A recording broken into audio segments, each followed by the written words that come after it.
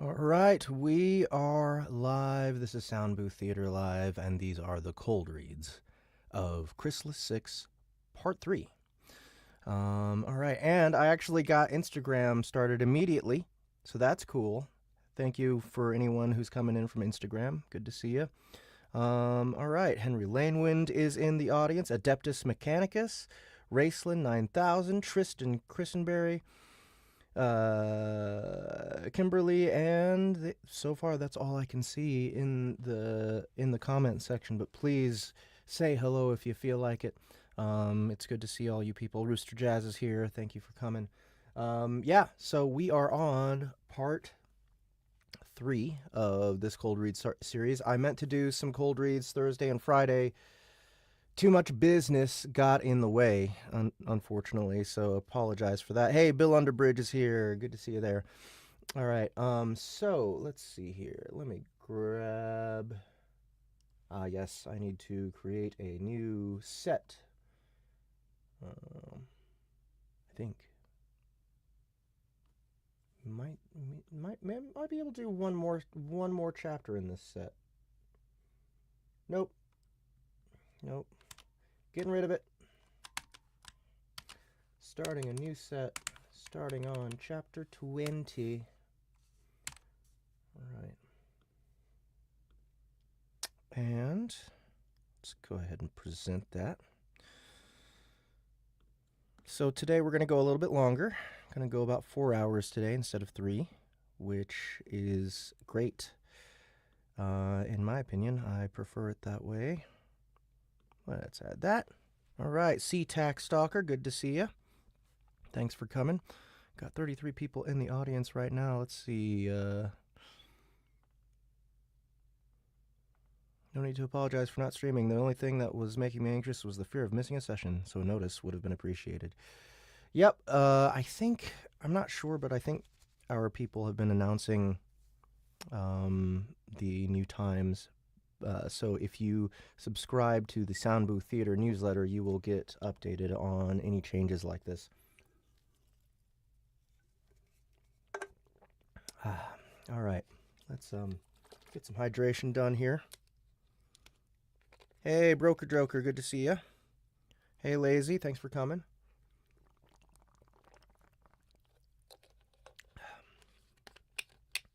Hope you all had a great weekend. Gosh, guys, I gotta tell you, I had just a really relaxing weekend. Life is good. All right. Alexis, good to see you. Hello, perfect timing. I need to kill time 4 hours at the airport before I can even check my bag. I'm so early. Oh, well. Was it because they delayed your flight that you're so early, or did you just have to take advantage of a free ride? Lazy, I can't wait for ELLC. Any news on that? Tonight, I will be doing a directed session with Jonathan McLean to do some voices for Everybody Loves Large Chests, Volume 11. Hey, Nicholas, how's it going? I might ask him if he wants to do it live. It's actually going to be me, Jonathan McLean, and Jessica Threet doing a whole scene together. But here's the problem. I don't know. I don't know if we should do it live because it's so spoilery. Everything that we're doing today is so spoilery.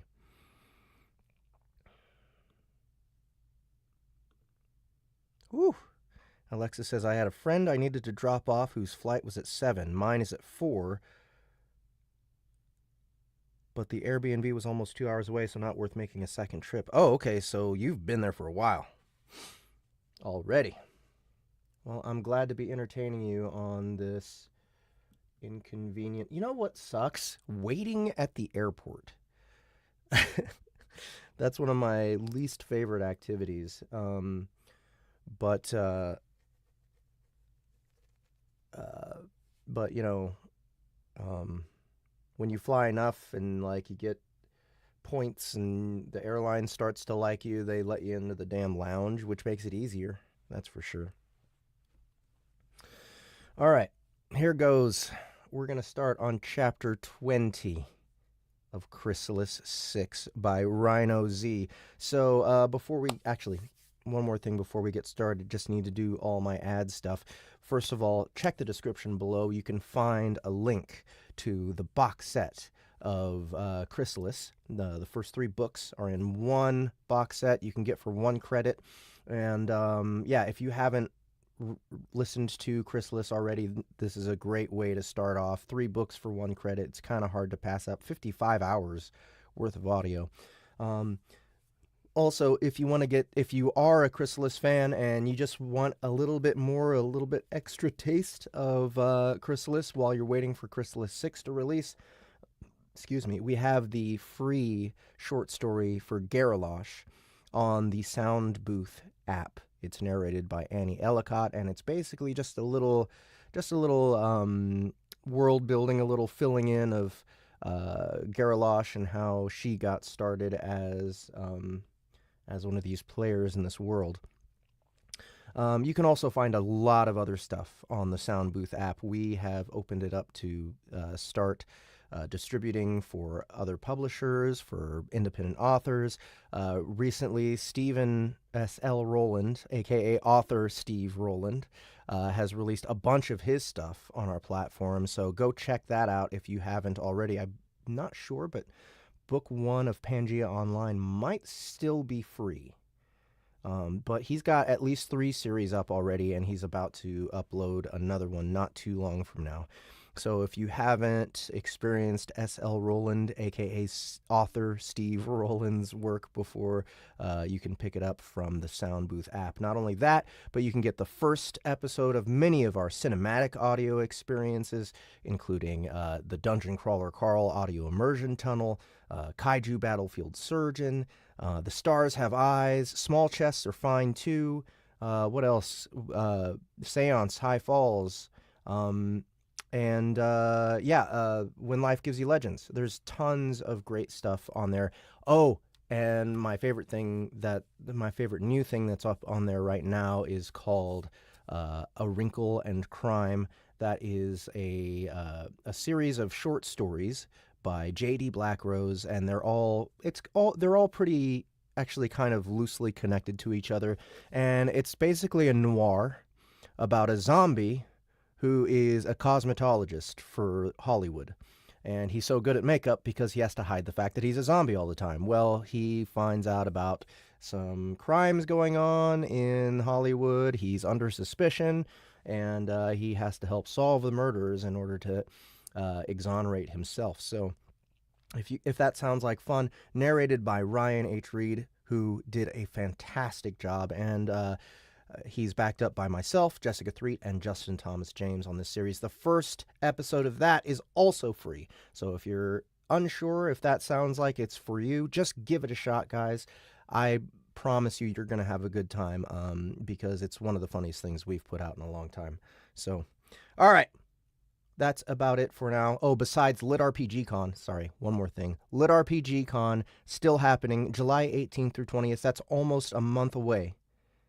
Not quite, a little bit more than a month away. It's in Denver, Colorado. It's at the Grand Hyatt. It is the very first LitRPG convention dedicated to the genre. I will be there. Matt Dinneman will be there. Rhino Z of Chrysalis will be there. And so will a ton of the biggest LitRPG authors and narrators in the business. Travis Baldry, Justin Thomas James, Andrea Parsnow, Dakota Kraut, James Hunter, Aileron Kong, Jez Kajiao. Guys, the list goes on and on. Just go to litrpgcon.com, look at the massive list there, and think, you get to play board games and VR laser tag with these people. Okay? It's going to be a blast. So don't delay. Go to litrpgcon.com, pick up your tickets, hang out with us for a weekend, and celebrate LitRPG as a genre. All right. Here goes. Oh, Broken Joker says, loved the first one of Wrinkle and Crime. Need to listen to the remaining ones still. So there's 2 of them available. One of them's just for $2.99. So if you like the first one, please keep going.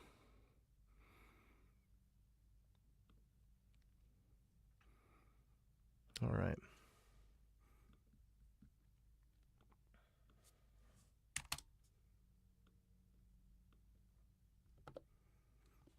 Chapter 20. Chapter 20. Chapter 20. The Sanctum of Sleep. Part 1. No, that sounds awful.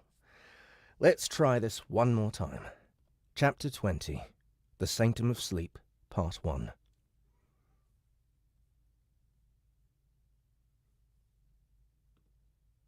The Nameless One idled against the side of a tunnel for a brief moment, checking her surroundings. Activity had been furious within the nest ever since the siege had lifted, and opportunities to enter the dark passage had been harder to come across. Thankfully, the eldest blessed her, and the tunnel was, for this brief window of time, empty. Thankfully, the eldest blessed her, and the tunnel was, for this brief window of time, empty. She leaned against the deep shadows, ingeniously created by a collection of wrinkles that were so unobtrusive it was hard to even notice them. Even if one were to see, would they ever realize that each centimeter, every angle, was a deliberate choice designed specifically to create this convergence of shadows? As the pressure increased, there was a small click, followed by a brief sensation of falling before she landed on her feet in a tunnel shrouded in complete shadow. The dark passage. A feeling of comfort overtook the Nameless One as she was embraced by the darkness. This was the place where she felt... This was the place where she felt most at home. There were no scent trails in the passage, a strange oddity for any place within the nest, but she wasn't surprised. She reached out with an antenna, seeking along the wall until she found a particular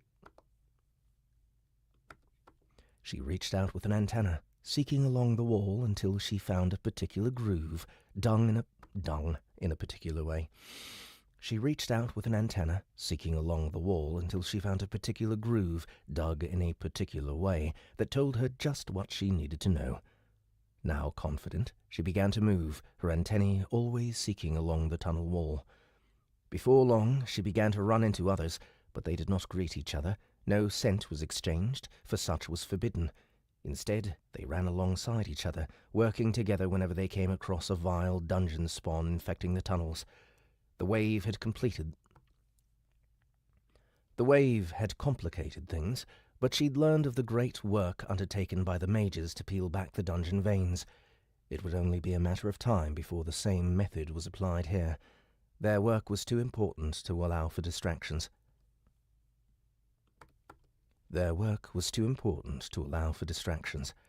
As they ran, enshrouded in perfect dark, they came across more tunnels, each bringing more of her siblings into this main branch.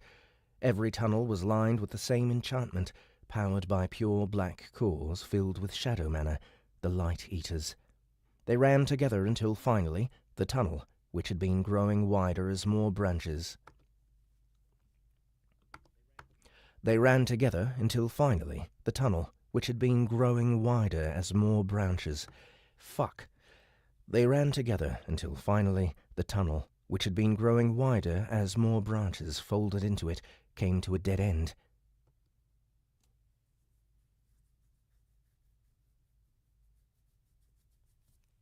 One more time, all right.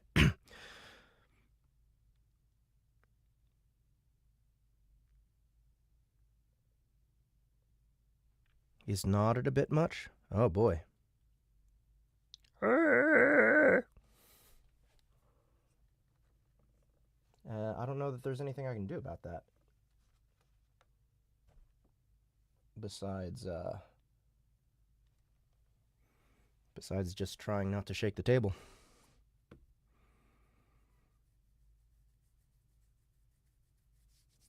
What's up, Patrick Morgan? Good to see you.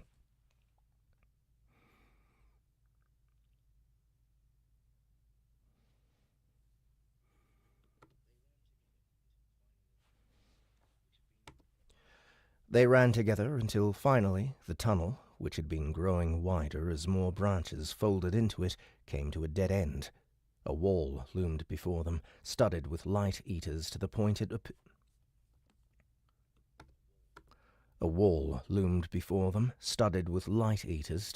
appeared more as a wall A wall loomed before them, studded with light-eaters to the point it appeared more as a wall of pure shadow rather than stone.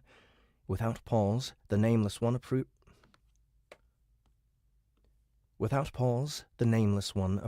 Fuck, where did it go? Without pause, the Nameless One approached and extended her antennae, feeling this, then that, until she found an almost imperceptible indent. The first located, it wasn't long until she identified the second and pushed against both at the same time. She had to concentrate. If the timing was even slightly off... Click. No!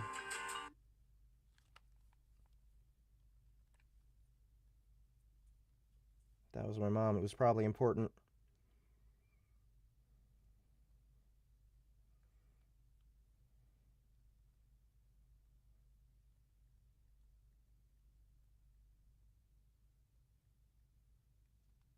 And let's kill the damn ringer. Sorry about that, guys. All right.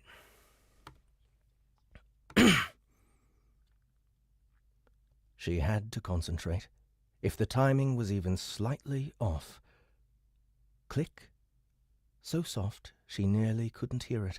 The mechanical device slotted into place, and the wall that blocked the way was suddenly gone, dropped into the floor.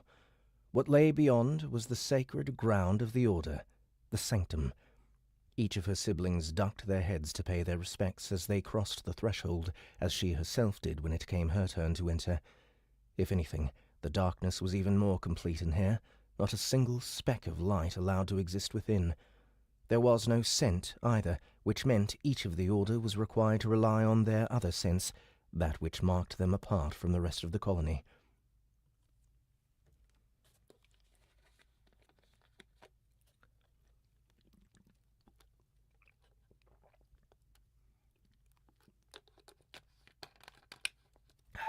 Poor ninjas, I just now realized what you were saying.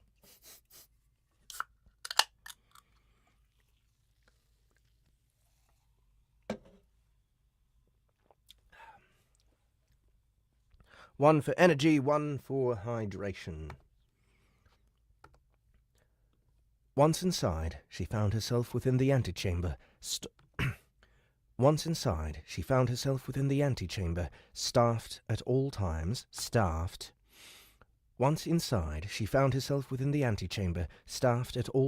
with several acolytes who stood as still as statues, mimicking the state of torpor as best as they could.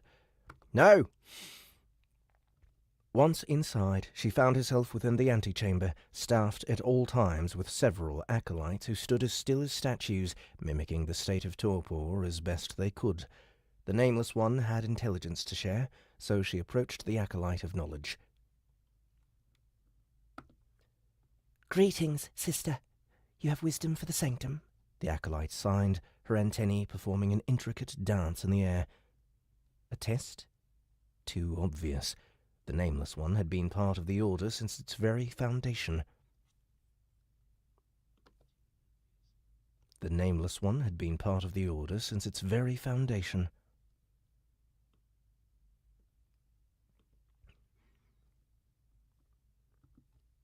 The eldest rests. "The eldest rests," she signed. 8 hours a day. The acolyte wryly signed back before both performed the eightfold genuflection. It was a sacred number, the ideal amount of sleep as prescribed by the eldest. It was central to all that the Order sought to accomplish. "Yes, sister. I bring news from the mining shafts." The acolyte's antennae twitched in surprise. "I thought the shafts were closed for the time being. They weren't planned to be reopened for 31 hours.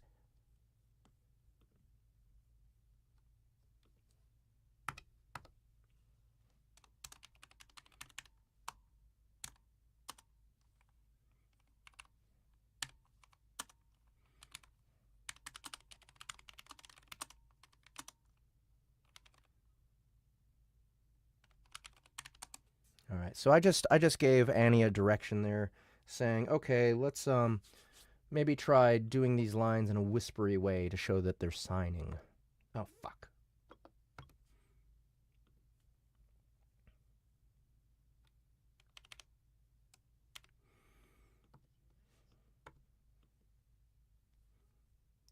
this? 31 hours. Where are we? Here we go. Trust the Acolyte of Knowledge to have such intricate awareness. It was her role, after all. Some of the workers have banded together with a team from Vibrant's army. They have arranged to reopen early, though it is only possible if they agree to work double shifts. This cannot be borne. The Acolyte showed dismay. Without rest, the workers will be sloppy, the soldiers unable to properly perform their duties. All shall suffer from their greed to work. How dare they shun the wisdom of the eldest in so blatant a manner?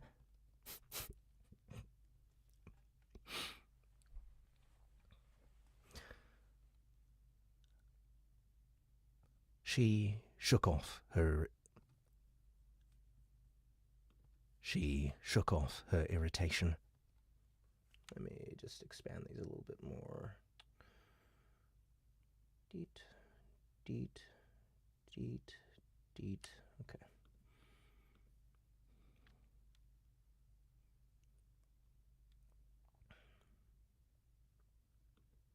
She shook off her irritation. The Sanctum thanks you for this news, sister.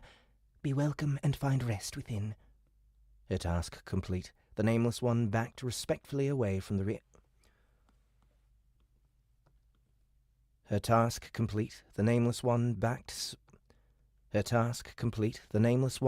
respectfully away from the Acolyte of Knowledge, who'd already turned to the Acolyte of Strategy and made her way deeper within the Sanctum.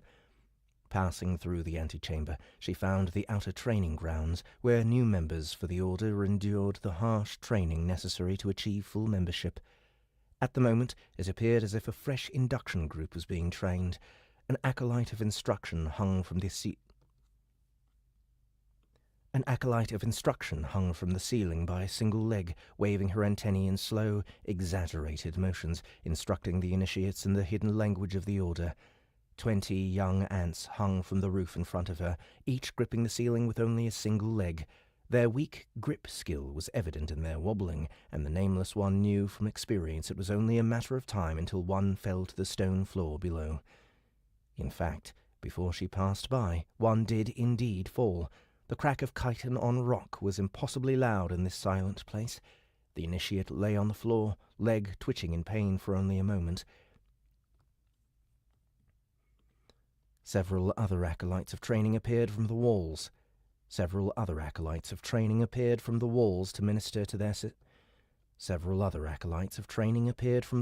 to minister to their sister. In short order, the leg was tended to, the initiate righted on her feet, and sent back to the ceiling. Now she would train the next leg until it was too... Now she would train the next leg until it too was no longer able to bear her weight. The soldiers were always the first to fall, their increased strength not enough to offset their higher mass. Why would I say that? The soldiers were always the first to fall, their increased strength not enough to offset their higher mass. It was necessary, though. A high rank in grip was the foundation on which the Order was built, running claw in claw with stealth, observing targets from above, from the side, hiding on pillars, and anything else they could hang on to was a necessary part for any member of the Order. The Nameless One herself had spent an entire week hanging upside down once, even entering torpor whilst The Nameless One herself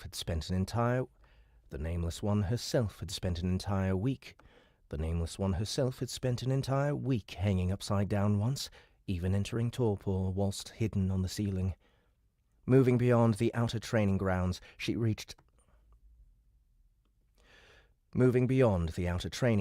she reached the main part of the sanctum, the most sacred of all of its...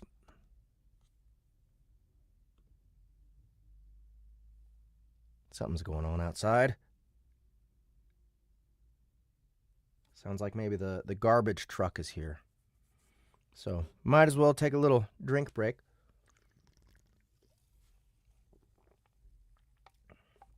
I'm pretty thankful of how quiet my neighborhood is. We don't get a whole lot of people, like, bumping down the street, even though this is the city.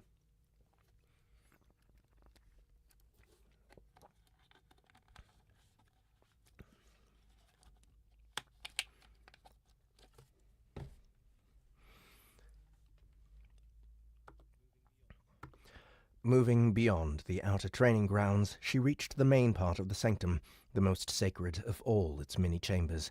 Inside were thousands of her siblings and fellow members, each engaged in their most sacred of duties, torpor. The eldest had decreed long ago that it was the responsibility of every member of the colony to ensure that they rested, and from that moment on, the order had begun to take shape. Members of every caste had been welcomed, for theirs was difficult work, and every advantage and strength was needed to ensure it was done perfectly. Too many within the colony spurned the eldest's wisdom and worked beyond their measure, but they could not escape the order for long. The grand resting chamber was carved in the shape of a great wheel divided into 8 segments. An acolyte of rest stood at silent attention on the outer area of one segment, and the Nameless One made her way over. Each segment of the chamber was filled with ants at rest, but soon it would be time... Each segment of the chamber was filled with ants at rest, but soon it would be time for one segment to wake up and return to... Excuse me.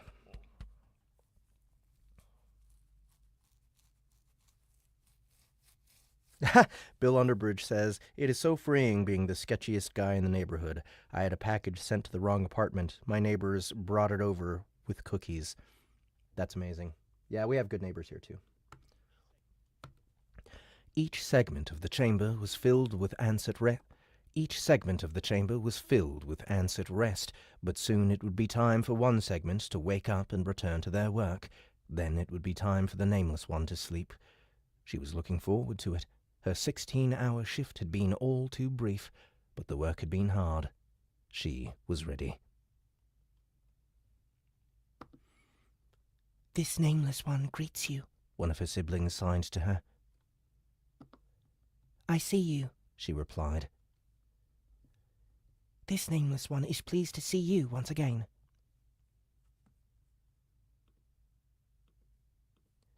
"This Nameless One is pleased to see you once again." "Was your work fruitful?" "I was unable to uncover a planned breach." "I was able to uncover a planned breach." "Excellent! The sleep cells will once again be filled, I see." The two friends chatted for several minutes, as they tended to do whatever... The two friends chatted for several minutes, as they tended to do whenever they met...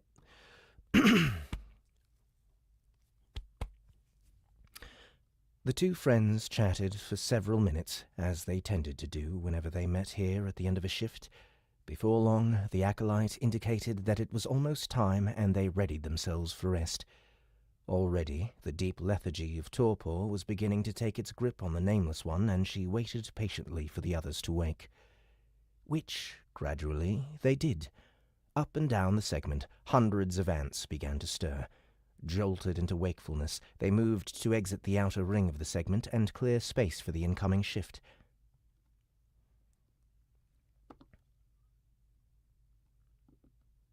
"I hope you rested well, Nameless Ones," the acolyte signed as they passed. Once the last ant had exited the segment, the acolyte turned to them. "Good work, Nameless Ones. Please take your deserved rest as the eldest intended."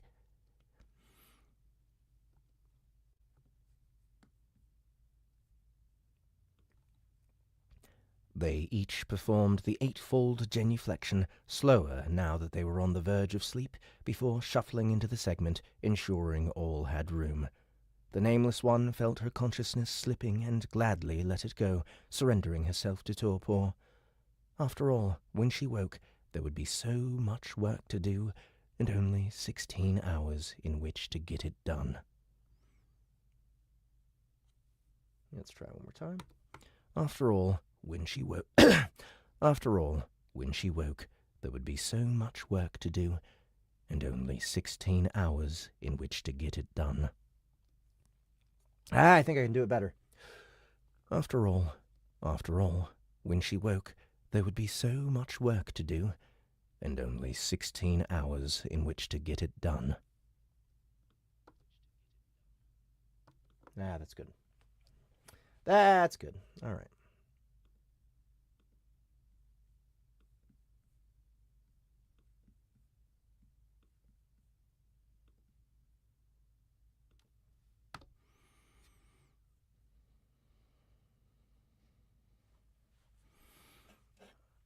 I would be that neighbor bringing cookies or other baked goods, though that's just because I am the one that takes the cakes for my friends on their birthday a lot of the time. Aw. You're a sweetheart, Broken Joker. All right. Lots more people here. Thanks so much for coming, guys. Just want to remind you one more time about LitRPG Con. You're seeing a whole lot of ceiling here. Let me go ahead and adjust a little more.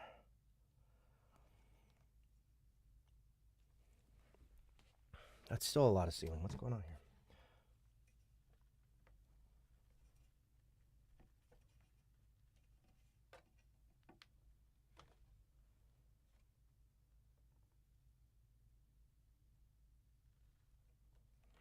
There we go. Yeah. So, for you new people, just don't forget, go to litrpgcon.com and start signing up to be at the very first LitRPG convention ever. We at Soundbooth Theater are running it, but we have tons and tons of big LitRPG authors and narrators attending, including myself, Matt Dinneman, and Travis Baldry, Andrea Parsnow. Guys, just go to litrpgcon.com and check out the huge list. July 18th through 20th at the Grand Hyatt in Denver, Colorado. If you are in town already, might as well go check it out. litrpgcon.com to go get tickets and to take a look at the big list of creators that are going to be there. And we're going to be playing games. That's right. All right. Le gasp. It's quiet here too, but who knows what the future may bring. We're entering a generational shift with many of the owners in their 80s and often the next gen having their own homes elsewhere. Right? Just like to bake when I get the chance to. Okay, here it goes. Oh, and I'm tilted.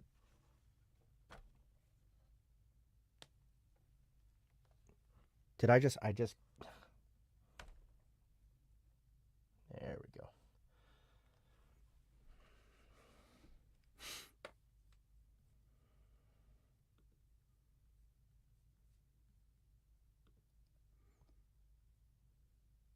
Chapter 21. The Sanctum of Sleep, Part 2. The Nameless One came back to herself precisely 8 hours later, rested and refreshed. Truly, the greatest experience of torpor could only be enjoyed here, on the fulcrum of 8 amongst her fellow members of the Order.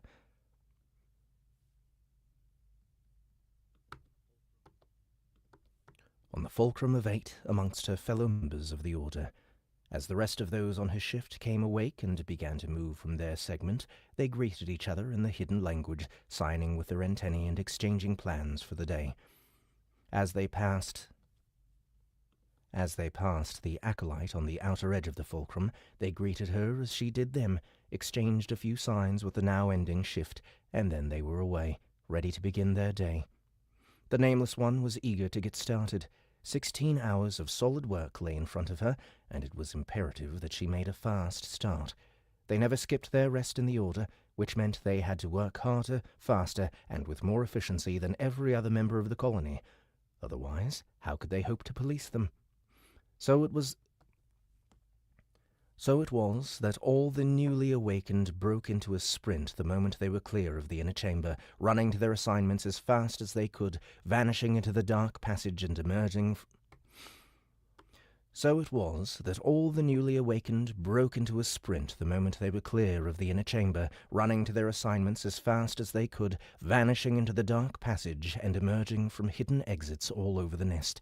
The Nameless One did not join them immediately. Her rank was such that she needed to make an additional stop before she could begin her work. Little more liquid. Rooster Jazz says, I give my favorite neighbors free eggs. Ah. How about everybody in the chat compete for who's best neighbor?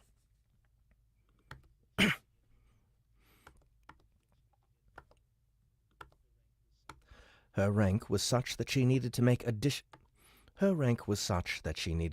an additional stop before she could begin her work. She rushed through the sanctum, completely soundless, until she came to a small, elaborately carved chamber in which an acolyte... She rushed through the sanctum, completely soundless, until she came to a small, elaborately carved chamber in which an acolyte stood completely still. She approached respectfully. "The eldest rests," she greeted the acolyte of shadows. 8 hours a day, came the reply, and both genuflected. "What's word from the shadows?" the nameless one asked.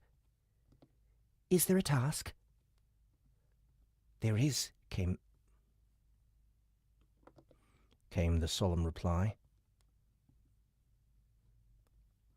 "The many-headed beast has stirred against us once more, seeking to escape their responsibilities and our notice." "Again? "So soon? Are we sure of this intelligence?" The acolyte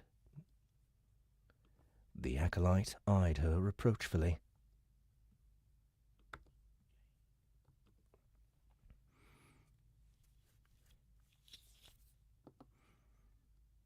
"It is not for us to question the shadow," she reprimanded. The nameless one bowed her head in repentance.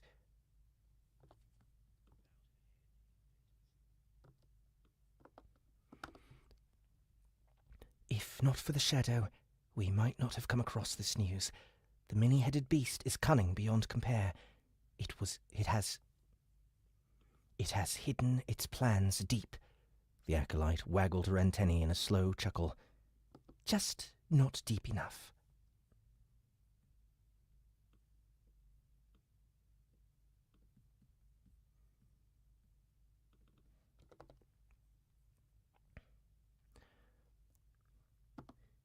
"When and where do I strike?" the nameless one asked. "Go to the confluence of ways beneath the crocus star. A waypoint has been established, and an acolyte of planning will meet you there. Shadows take you, sister. I go." So saying, the nameless one turned and ran. To tackle an enemy on this scale wasn't something that usually came up, but things had been hectic in the colony lately, and many were beginning to push the bounds. They would learn, of course, that it was impossible to escape the Order. Though they slept the most, there were none who worked harder. Of that she was certain. Once more into the dark passage, the hidden way between the tunnels. Long had the carvers and mages in the Order labored on these narrow tunnels. Undetectable, devoid of light, and intricate in their design, they were woven throughout the very heart of the colony and reached nearly every part of it. Even the new satellite nests had the dark passage. Woven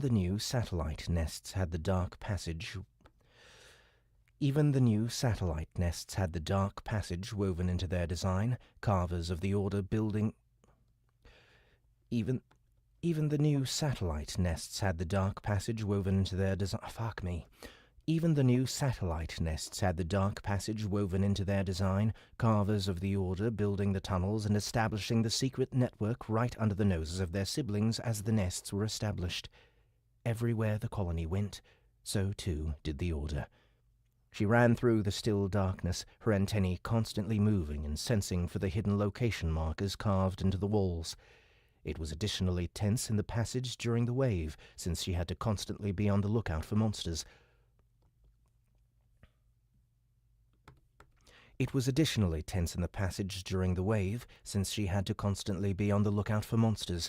Although she ran past a few, she knew that these were pets, controlled by the core shapers within the Order who had tasked their charges with sweeping the tunnels clean.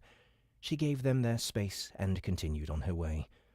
After 10 minutes of zigzagging, she arrived at the confluence, a wide meeting point of many tunnels close to the heart of the nest.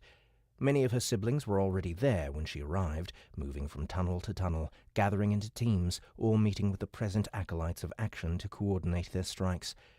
She had other business, so she turned her attention and antennae to the roof and began to feel her way amongst the descriptive carvings there.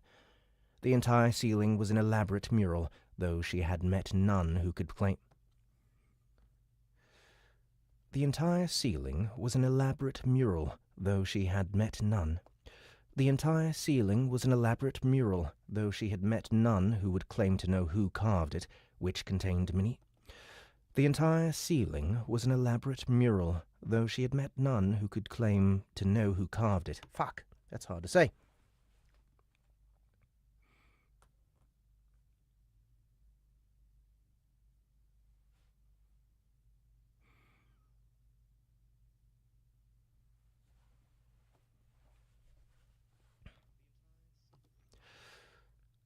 The entire ceiling was an elaborate mural, though she had met... The entire ceiling was an elaborate mural, though she had met none who could claim to know who carved it, which contained many scenes radiating out from the center of the chamber, each filled with breathtaking beauty. It was the outer edge that contained what she sought, and she headed directly there, moving clockwise around the edge. At various points she came across various monsters defeated by the eldest, emblazoned on a star, as if they had become part of a constellation that illuminated the eldest's strength. Eventually, she found what she was looking for. A crocodile, jaws wide open and a savage gleam in its eye, as if ready to leap off the stone and to consume the ants around them. The crocostar. She approached the nearby acolyte and greeted her. Genuflections complete, they began to discuss the mission. The many-headed beast has made plans to skip Torpor and gather in one place, which will give us the perfect opportunity to strike, the acolyte told her. Do we know the meeting place? The Nameless One asked.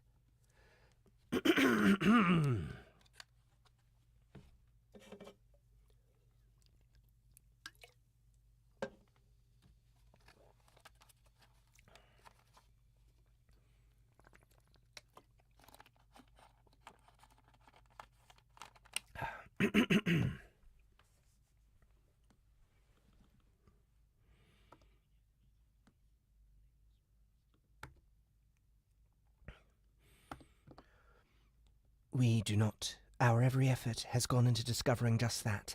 From what we have been told, the location has not been shared with any not of the beast. The beast grows ever more cautious. Indeed. Where can I rendezvous? I'm eager to begin work. I will lead you. There are 3 teams assembled for the task, with 2 more on the way. Find your place amongst them quickly. We cannot allow this breach to occur. The Nameless One nodded. Once one ant thought they could get away with skipping Torpor, the desire spread like a contagion. Every attempted breach needed to be put down harshly, one that would be enough to discourage infractions. It wasn't possible to get everyone. The colony was just too large for that, but they would try, and some days they got very, very close. She followed the acolyte, racing down a side tunnel, and it wasn't long before they entered one of the small operation chambers that dotted the dark passage. Compact spaces in which the Order could gather to run localized operations, serving as a planning headquarters, gathering place, and briefing room all in one. Compact spaces in which the Order could gather to run localized operations, serving as a planning headquarters, gathering place, and briefing room all in one. Inside was a full team awaiting instructions.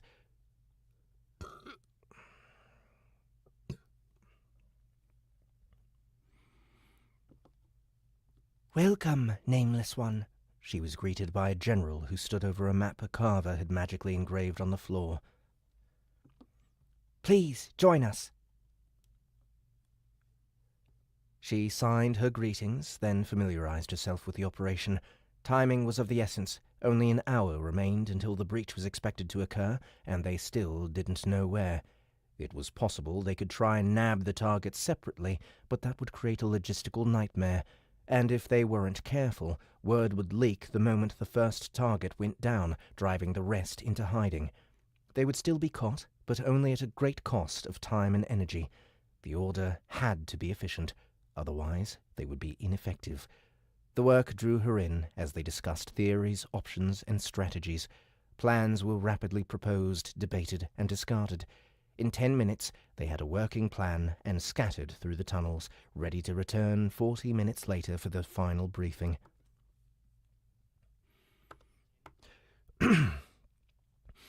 In 10 minutes, they had a working plan and scattered through the tunnels, ready to return 40 minutes later for the final briefing. To think she had been ready to hunt down a few miners and soldiers in this shift. Now she had much bigger fish to fry. It had been a while since the Nameless One had put the Council to sleep. It had been a while since the Nameless One had to put the It had been a while since the Nameless One had put the Council to sleep. Uh-oh, that's pretty fun.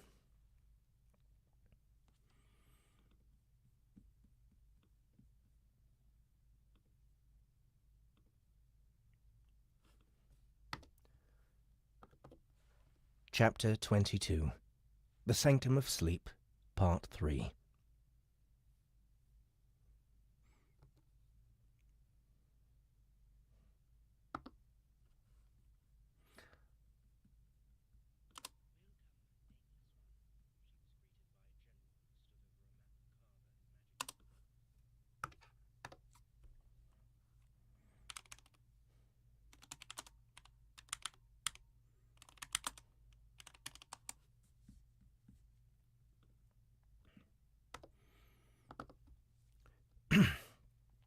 Ensure you hit your targets here, here, and here. With these junctions secured, the digging teams will be able to move relatively unhindered. That's where the difficulty comes in. You'll need to make sure the crossroads remain blocked and sweep out spawning monsters at the same time. I know that's going to be hard, but we can't spare the ant power to send another team. The diggers will help you. All you have to do is...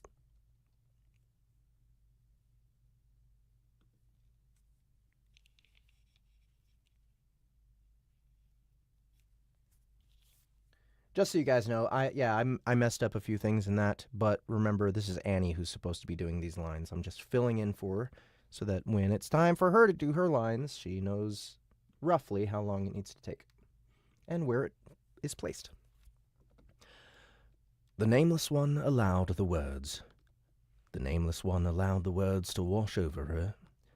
The Nameless One allowed the words to wash over her as she focused her mind. This was a difficult infiltration, but nothing she hadn't done before. She knew from experience that a lapse in concentration would be fatal, exposing her cover for all to see and forcing her to retreat, her prey alerted to her presence. Not that they didn't already know she was after them. That much was clear. Down below was the dungeon map, created in the central planning hub of the general cast. She was stuck to the roof, her claws like steel traps that wouldn't allow even a speck of dust to leak from her iron...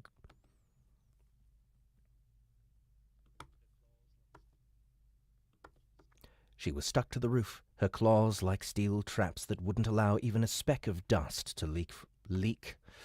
She was stuck to the roof, her claws like steel traps that wouldn't allow even a speck of dust to leak from her iron grip. She overlooked Sloane as the general discussed plans for securing sections of the dungeon for construction. Except there was a problem. She wasn't sure what it was that rubbed her senses the wrong way, but every instinct in her body was telling her something was deeply wrong.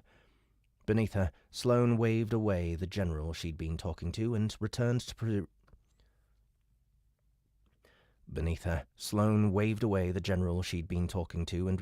perusing the map, discussing a few points with a Carver representative, hammering out the finer details of their plans. The Nameless One saw no sign of tension or stress to indicate that this individual was planning to breach... The Nameless One saw no sign of tension or stress to indicate that this individual was planning to breach his sleeping obligations. To all intents and purposes, Sloane had the appearance of an ant coming to the end of her workday and wrapping things up so she could find a sleep chamber and enter torpor. Could the shadow be wrong? The Nameless drew the shadows deeper around and pulled her body flat against the ceiling. It was impossible for the shadow to be wrong. She had to push all such thoughts out of her head. Meaning the shadow was right. A breach was Meaning the shadow was right. A breach was happening. Then what was it about Sloane that bothered her so? Meaning the shadow was right. A breach was happening. Then what was it about Sloane that bothered her so? She focused her eyes and homed in on every detail of the general, every movement, every little tick and shift of weight, every change in her scent. No detail was small enough to escape her notice. There was nowhere to hide from the eyes of the Order. Wait, what was that? A strange flicker of the light caught her attention. It was such a minor thing that had she not been concentrating, she would have missed it entirely. Where was it? She focused, patient as a predator, as she continued to observe Sloane. There! The shadow! How could she not have seen the shadow? As Sloane went about her business, the Nameless One focused on the play of light around her feet, and after a few moments, she realized something. The shadow didn't fit. It wasn't anything major. The legs were just slightly off, the abdomen and thorax not quite the right dimensions, but you could see it if you were looking for it. The shadow that Sloane projected didn't match the shape of her body. It was a double. She mentally cursed admiringly as she drew the shadows around her like a cloak and began to sneak her way to the exit point. She mentally cursed admiringly as she drew the shadows around her like a cloak and began to sneak her way to the exit point. The council had replaced themselves with doubles cloaked in some kind of illusion spell. The mages within the Order would need to learn of this technique as soon as possible. They needed to find a way to better break it. For now, the slight differences in shape had been enough for her to see through the ruse. She had to inform the others.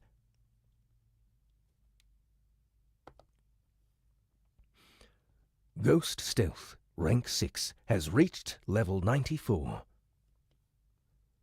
Not now! She focused her senses and body to the utmost, ensuring that no sight or sound would be noticed. She was fortunate to escape without being seen and made her way into the dark passage. Once inside, she urgently messaged her fellow team member who awaited her. It's a body double. Sloane is being replaced by another ant cloaked in some kind of light or illusion spell. Are you certain? The other ant signed back intently.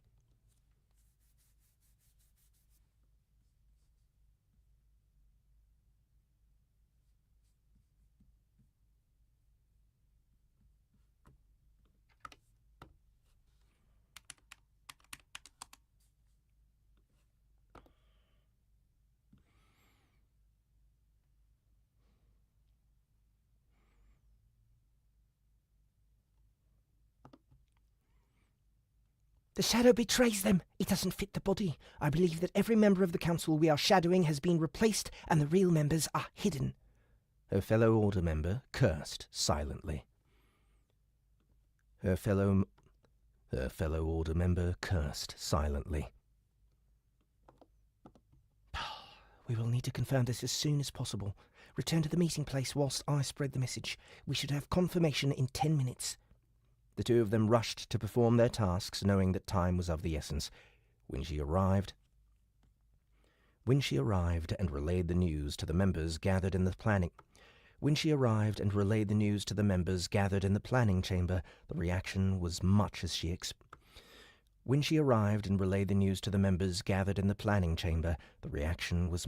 expected.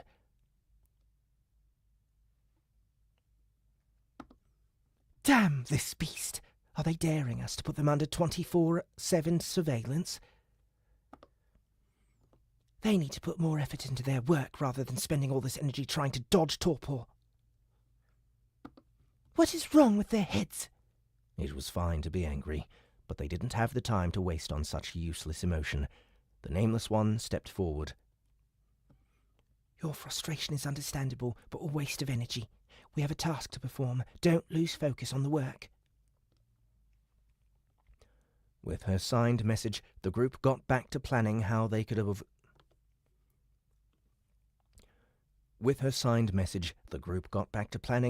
overcome this disaster. They were deep in discussions when word came back from those shadowing the other members of the council. As suspected, all of them were fakes. What do we do? One member of the group demanded. We've already lost track of the targets, and we have no leads on where they might be. Regular methods have been exhausted. I suggest we appeal to the shadow. The others paused for a moment as they contemplated that suggestion. It wasn't forbidden to ask the shadow for assistance, but it certainly wasn't encouraged. Even if they were to ask, there was no guarantee that they would get an answer. The entity known as Shadow preferred to communicate through those few acolytes dedicated to receiving their messages, rather than reaching out to just anyone. The Nameless One considered the suggestion and decided it might be worth a try. We are out of time. The meeting is intended to take place in only 10 minutes, and we have no clues as to where. The situation has become desperate, and I'm unwilling to let it go. I suggest we all appeal to the Shadow and see if it will intervene on our behalf. This mission was originally brought to us by the Shadow, after all. After a little more discussion, the group agreed. The chamber entrance was sealed, and all light in the room was suppressed as each member channeled as much shadow mana as they could,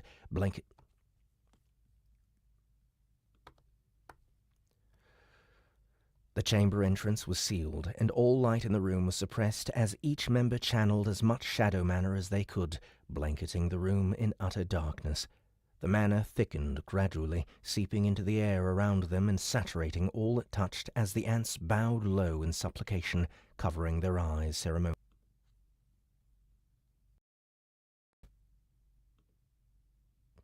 Hello? I think I'm back. I had a little internet hiccup there. What is going on? Am I back? Everyone seeing me now?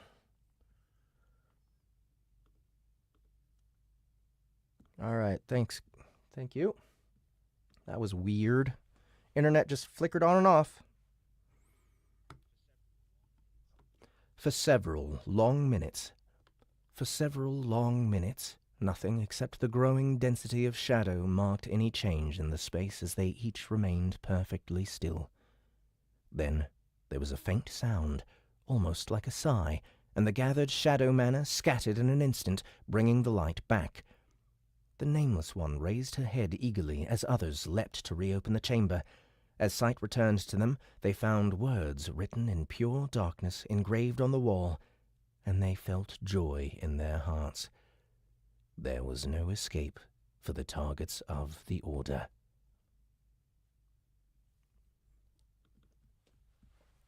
I love how intense these chapters are.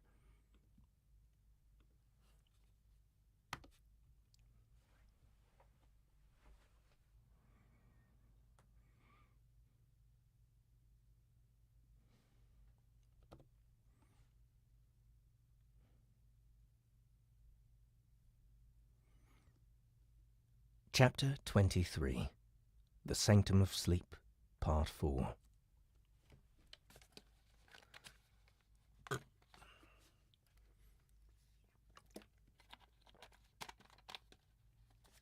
right, I'm going to try and... No, I don't think I can down this one in one blast.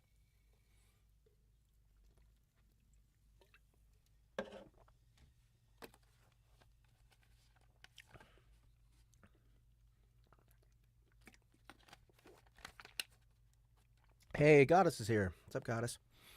Bill Underbridge says, do like stories where the genre almost shifts based on perspective. Yeah, me too.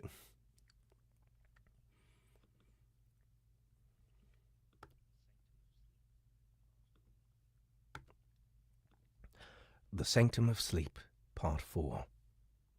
The Sanctum of Sleep, Part 4.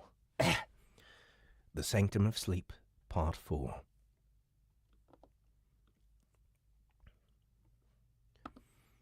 Were you followed?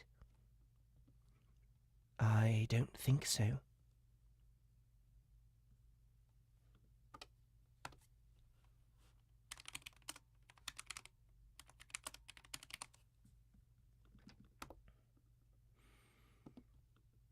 You think? Thinking isn't good enough. Cool it. Your scent is spreading too far. Are you trying to bring them down on our heads? I'm sorry. I'm just so stressed.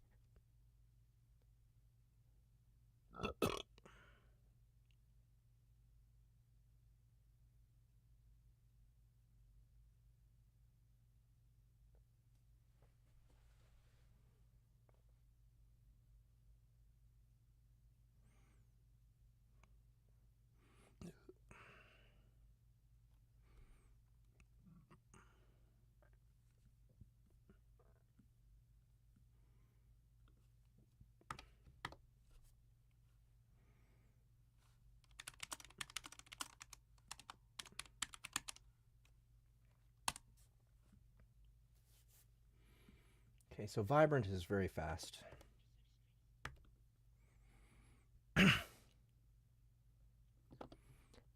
And tired? Maybe you should sleep. And tired? Maybe you should sleep. Torpor usually takes care of that. So I'm told. I don't do it much. I find it's too slow for my pace. So, what have you all been up to? I've been running around doing heaps of stuff. It's so busy right now. I can't believe how much stuff there is to do. Can you? And the eldest is evolving. That's exciting. I wonder... Vibrant! I'm too tired to listen to you for too long today. Can you wait a second while we try and get settled?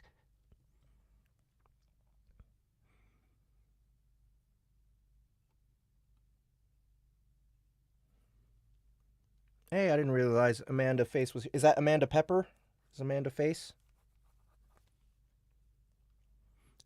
The hyper-energetic soldier subsided with a sigh, whilst the rest of the council settled into the crude and cramped chamber that had been prepared for the meeting. A far cry from the luxurious carved surroundings of the normal meeting chamber, this room was intended for... A far cry from the luxurious carved surroundings of the normal meeting chamber, this room was intended for use as a biomass storage chamber, recently emptied of its stockpile in order to fuel the eldest's evolution. It was dark, cramped, and, best of all, almost nobody in the nest knew that it was even available. Perfect for a group of ants attempting to avoid being dragged off to torpor. They were all there. Even Antoinette and Victoriant. Sneaking that pair out of the nesting chamber was a feat in and of itself. It would have been impossible without the assistance of the Queen, who aided them in the interests of seeing the two younger royals get out of the egg-laying chamber more often. A sedentary life being waited on hand and foot wasn't healthy for a good queen, in her opinion.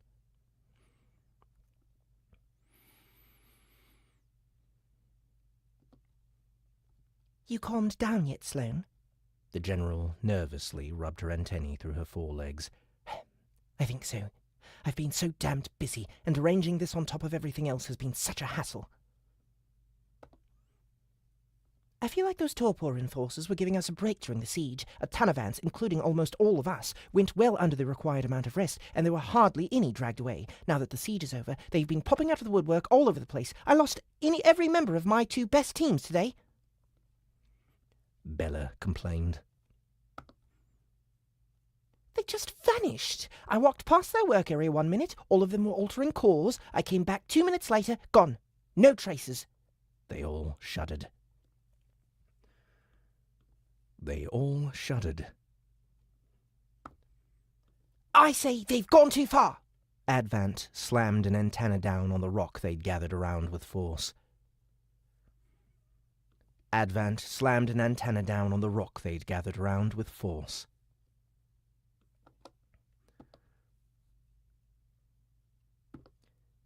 The eldest did demand that we all sleep, but forcing us to sleep against our will. Don't they understand how much work there is to do? There's a wave on right now.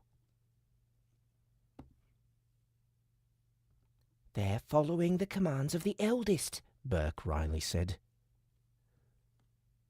Burke Riley said. Are you really going to go and tell them that the eldest was wrong and that their orders don't need to be obeyed? Or perhaps you want to go to the eldest and tell them that they are wrong? Every member of the council felt the pain of 1,000 thwacks echo from deep within their memory at those words. No, they wouldn't be going to the eldest and asking them to change their policy. Let's just focus on what we came here to do, Coolant injected wearily. I know we're all well past due for a rest, and we will need to enter torpor at some point. Let's make use of the time we have productively. Agreed. Agreed. Agreed. Agreed. Agreed.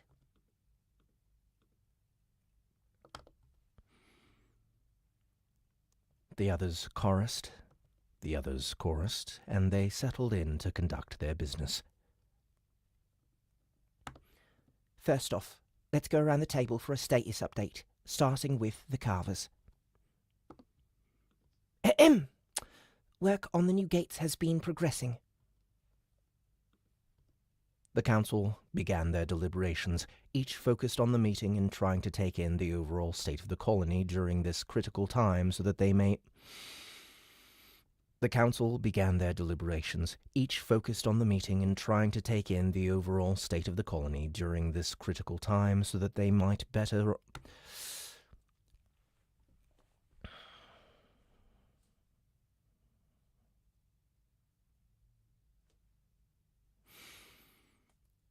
The council began their deliberations, each focused on the meeting and trying to take in the overall state of the colony during this critical time so that they might better offer their I'm wearing the feedback loop.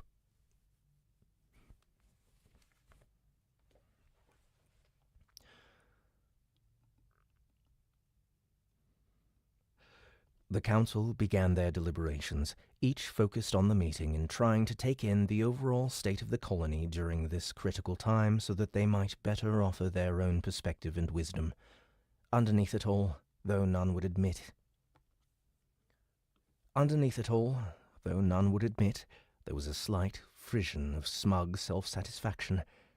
They'd done it. It had taken a frankly ridiculous amount of work and preparation, but they'd finally slipped the noose and left the torpor police in the dust.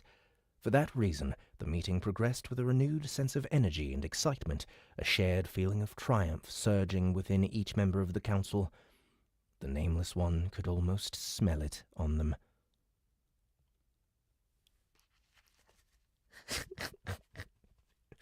It's so funny. Look how happy they are, rubbing their hard work right into the eldest's face.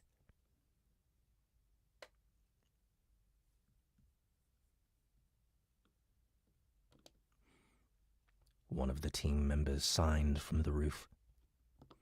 Focus, The Nameless One signed back in a short, sharp gesture.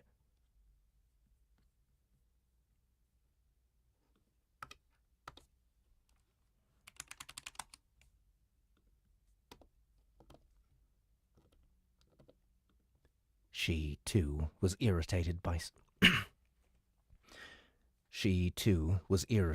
such blatant disobedience being shown by the only ants in the colony to have received the instruction of the eldest directly, but it was useless emotion that hindered the work. She would pay it no mind. Be wary of your positioning, she signed. Several shadows shifted slightly as the others checked themselves. The room was small, with hardly any space to operate in. If it weren't for the intervention of the shadow, they would never have reached this place before the council arrived. Sneaking in with all 20 already in the room would have been almost impossible. As it was, they were limited in how many of the Order were able to hide. The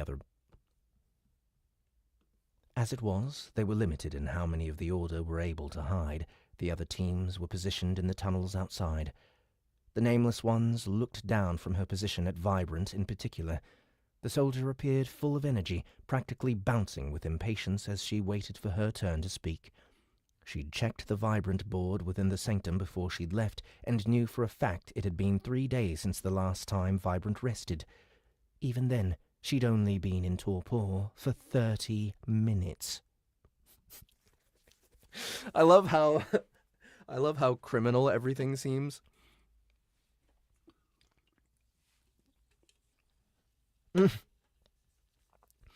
Here we are, born to be kings, we are the princes of the universe.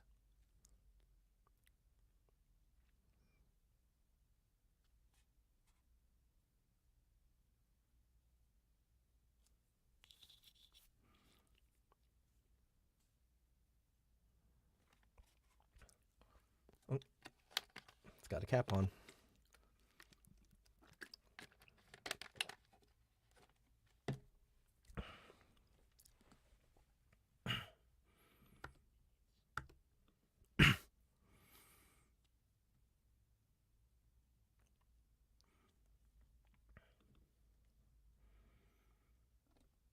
We're going to get you this time, the Nameless One promised herself. There's no way out for you now. Unaware of their surroundings, the council members attended to their business in high spirits. They were halfway through discussing the placement of the second farming expansion when their antennae reacted to a new scent.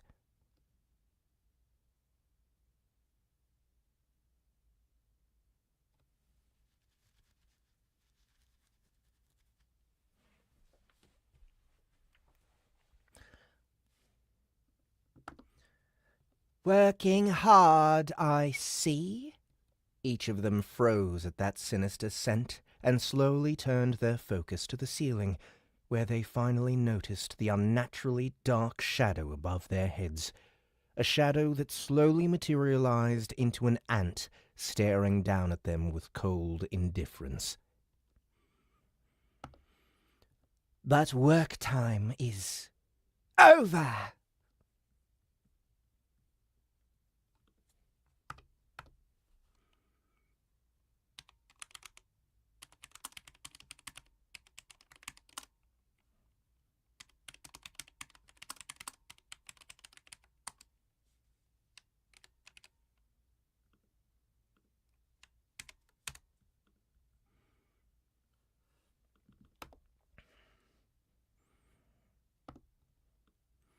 Oh, shoot! Everyone, scramble!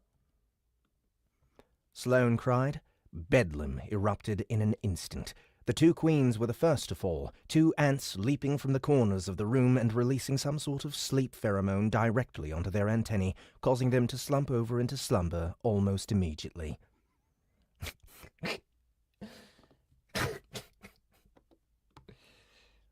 and get me! Leroy yelled, her heavy armor clanking and screeching as she tried to maneuver in the narrow space. A wall of ants leapt through the door into the room, dividing themselves amongst the various council members and working to subdue them with expert precision. Cobalt and Tungstant fell next. It was a close thing, but they were seized and rendered unconscious with strikes to the thorax, cutting off the mana supply to the brain, just as they attempted to slip into a hidden... It was a close thing, but they were seized and rendered unconscious with strikes to the thorax, cutting off the mana supply to the brain, just as they attempted to slip into a hidden escape tunnel they must have dug in advance. Overwhelmed, the other council members could only put up a token resistance before, with cries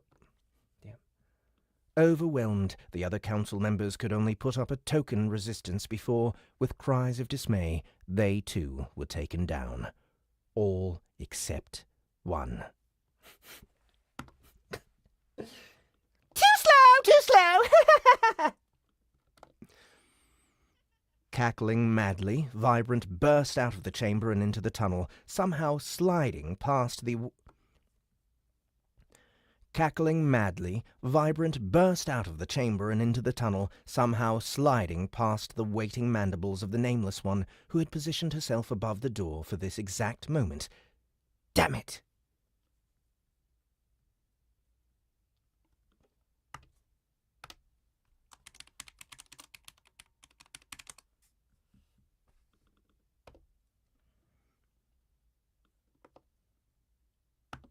Damn it! Cursing to herself, the Nameless One gripped with 2 legs and swung her body through the entrance and into the corridor, latching onto the ceiling and sprinting in the same millisecond. Nap time, Vibrant! Came an authoritative voice. The Nameless One looked up and saw that the members of her... The Nameless One looked up and saw that the members of her order had formed a blockade farther up the tunnel, using their bodies to close off the opening. Not enough.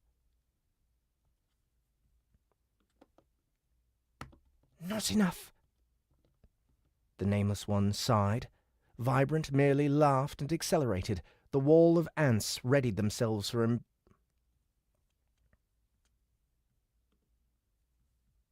Damn it.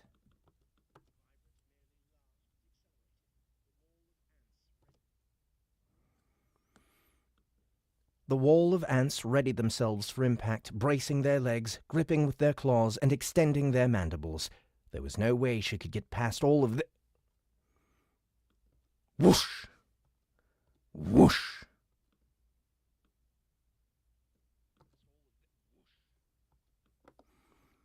Vibrant's entire body flickered and vanished, only to reappear on the other side of the blockade a split second later. She stood there, completely still, as the ants behind her appeared frozen in time. Then, one by one, they began to fall. Thump, thump, thump, thump. They peeled off the wall and landed on the hard stone floor, unconscious.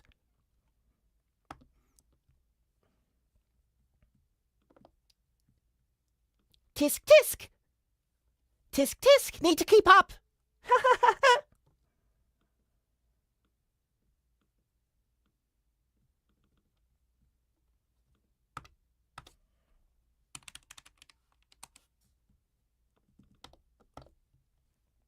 Vibrant laughed. Snap! So close. The Nameless One had known the others wouldn't succeed and ran straight through, trusting that Vibrant would clear the obstruction for her, which she did. Her sneak attack, launching from the wall, was so close to being a success, but she was noticed at the last second. That wasn't half bad! Vibrant clacked her mandibles joyfully. But you'll need to be better than that to put me to sleep. The Nameless One felt helpless as the soldier set her legs. Once she dashed away, there would be no chance of catching... Once she dashed away, there would be no chance of... Once she dashed away, there would be no chance of catching up to her. See you next time! Vibrant laughed. Dash! Bam! It took a moment for the Nameless One to understand what she was seeing. Instead of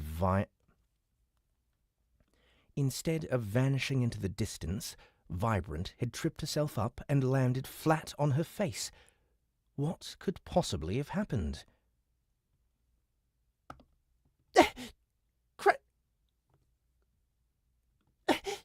Crying? Why would you... Vibrant croaked, her face half buried in the stone floor. Only then did the Nameless One notice the bottomless shadow that had formed beneath the escaping soldier.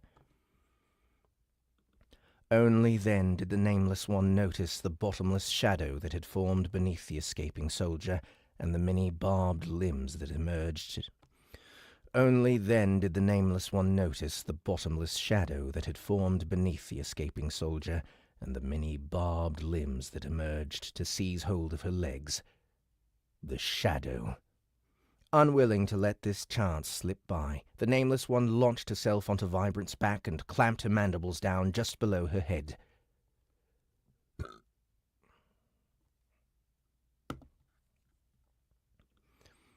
Don't worry, Vibrant, the Nameless One couldn't resist saying. You'll be in our care for a long time. Rest well.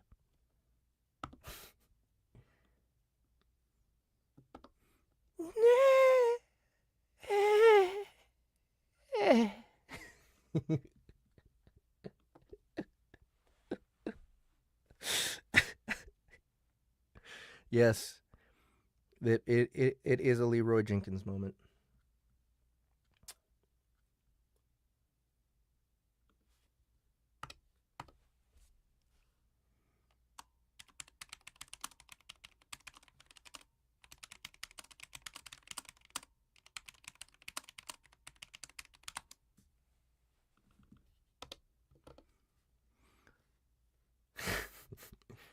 Struggling to the end, Vibrant finally went limp. Even then, she held and counted to 8 before releasing her grip. Her job done, she leapt from Vibrant's back and bowed toward the deep shadow and the tentacles that were already fading back to nothing. She imagined that one of them waved to her before it sank into the dark, but it may have been a trick of the light.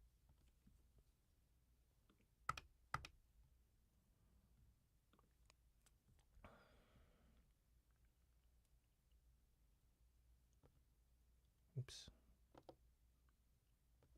Later.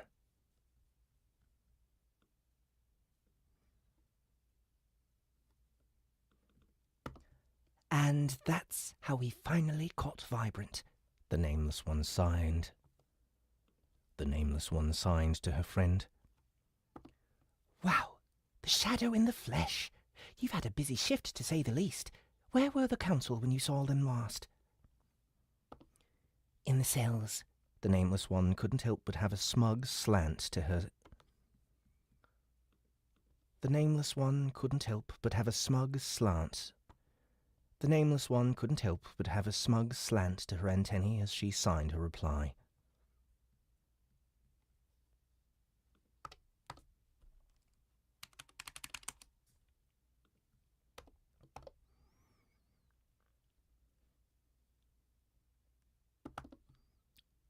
They're getting the full treatment.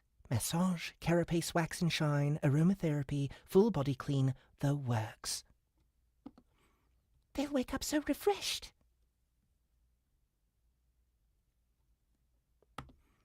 Yes, The Nameless One sighed in satisfaction. yes, they will. Good work, Nameless Ones. Please take your deserved rest as the eldest intended. The acolyte signed to them. The ants shuffled onto their segment of the fulcrum, the Nameless One already feeling her entire body going slack. Torpor awaited, and she readily allowed it to drag her mind to stillness. In 8 hours she would wake, and the hunt would be on once more.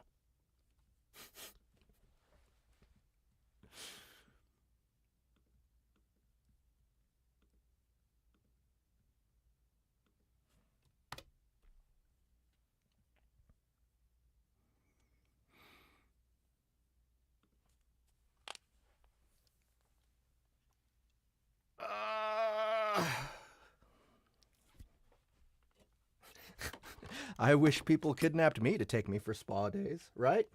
That would be amazing. Okay, that's the end of that little epic saga.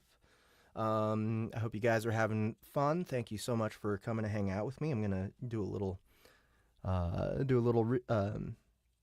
ad segment real quick. Don't forget, soundbooth.app is now open. We've been open for 2 months now. Been doing great. Everyone's got a great response to the app. I'm so glad that you guys are enjoying it. We will continue to add features soon. But for now, we just have a bunch of new releases. We have a bunch of stuff from SL Roland that's gone up. And we have J.D. Blackrose's A Wrinkle and Crime, which is narrated by Ryan H. Reed, and it's a ton of fun. The first episode is free. There's 4 total, with 2 out so far, 2 more coming. It's about a zombie cosmetologist and it's basically like a fun neo-noir where he's so good at doing makeup for the stars. He's in Hollywood doing his makeup job, and he's so good at makeup because he's a zombie and he has to cover his stuff up, so that people don't know he's a zombie. Anyway, he gets roped into some murders, and he has to help solve them to clear his own name, and it's really just a fun time. So Ryan H. Reed is the narrator.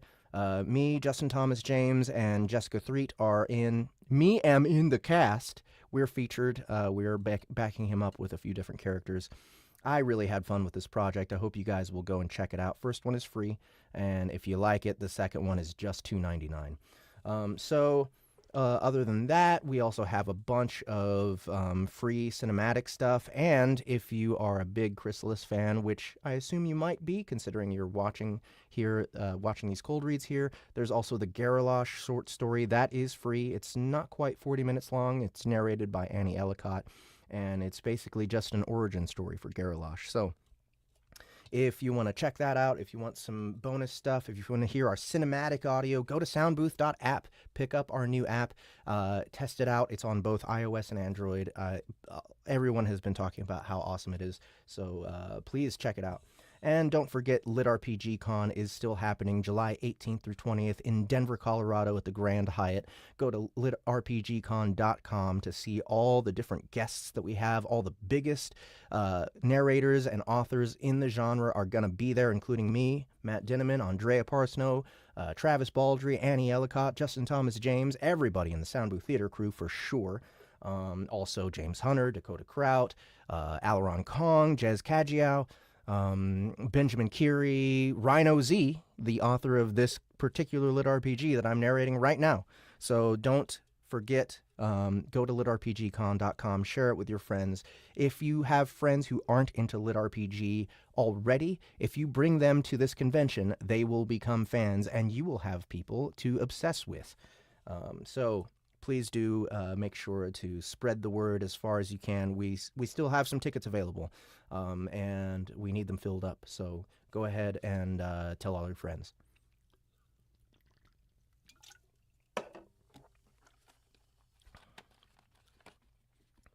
Oh, nice. Broken Joker says, going to listen to part 2 of Wrinkle in Crime tonight. Thank you so much. That first line in Wrinkle in Crime, oh yeah. If you're not signed up on the first line of A Wrinkle in Crime, I don't know if the book is going to be for you, but you will be hooked from then on. Most of you will, I think. Do we need to sign up for events? Bill Underbridge asks. Yeah, there will be a sign up soon. And that's really just for playing games. Everything else, all the panels and stuff, those are going to be first come, first serve. How does the zombie hide the smell of his rotten flesh? I think that it doesn't smell. I think it's like preserved by the magic. I can't remember though. You'll have to listen to find out.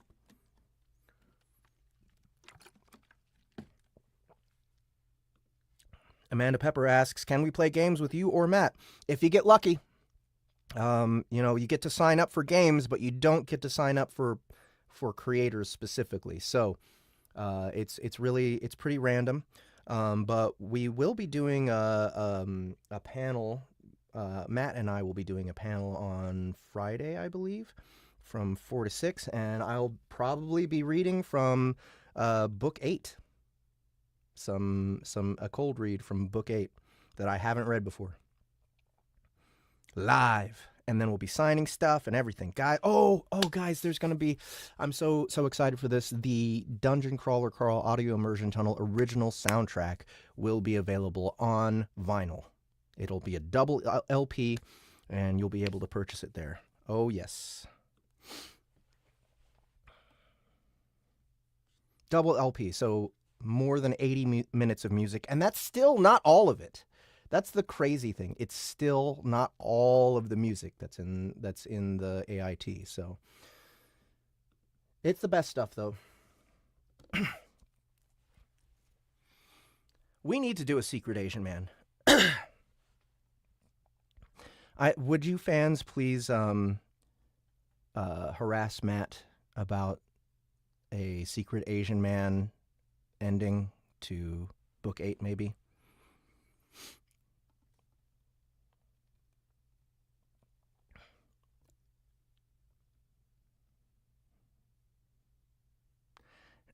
No. I want to get back to narrating as Anthony. Chapter 24. Royal High Tea, Part 1. Enid once again checked her appearance in the polished brass mirror. Brass. Enid once again checked her appearance in the polished brass mirror that the colony had provided for her room. Enid once again checked her appearance. Enid once again checked her appearance in the polished brass mirror that the colony had provided for her room. It normally wasn't something she would bother with, but today's appointment was something special. She knew the Queen, first of her kind amongst the colony, wasn't exactly royalty in the technical sense, but the giant ant did possess a certain aura which demanded respect, and Enid refused to give less than the proper dues as the mayor of Renewal. The refugees who made their home above were dependent on the colony in more ways than one. No longer did they rely on the ants for labor or materials. They'd grown to the point where they could provide such things for themselves, most of the time, but their ongoing survival still rested in the mandibles of these creatures. Should Anthony and his kind ever turn on them, the town, and everyone in it, would be swept away in an instant. The elderly woman shook her head to dismiss such depressing thoughts. There had been no sign that the ants would ever commit such an action. Deep down, Enid herself believed the dungeon would cease spawning monsters before Anthony turned on the people he chose to save. Bane might be crazy in the truest sense of the word, but he was right about one thing. Anthony was a savior to the people she now looked after, and that was unlikely to ever change. Preparations complete, she gathered her teapot, tray, and small selection of home-baked biscuits, and moved out of her apartment, closing the newly installed door behind her. The door itself was an impressive piece of work, intricately carved with leaves and scrolls of ivy that framed her name placed right in the center. A pair of smaller ants had come and placed it only yesterday, using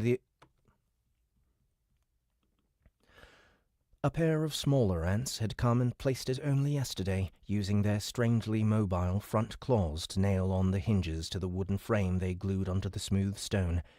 It didn't have a lock. The ants didn't seem to see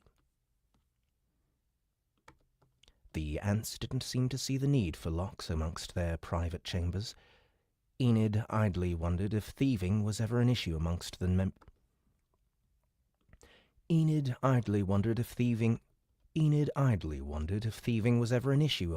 members of the colony, only to dismiss the thought. What would they even steal from each other? As far as she could tell, they didn't have possessions. Fully equipped, Enid made her way through the tunnels of the colony, many of which now featured narrow stairs for the human visitors to use. At every stretch, alert soldiers stood at attention, their antennae on a swivel, keeping watch for the ever-spawning monsters of the wave. It was remarkable how well the colony had been able to hold against the unending enemies, their massive numbers helping a great deal on that front. But eventually, even they would be hard-pressed to maintain their defensive posture when the creatures of the lower stratum came knocking. Though she had little doubt in their ability to meet that challenge, she'd overheard that Anthony had already begun his evolution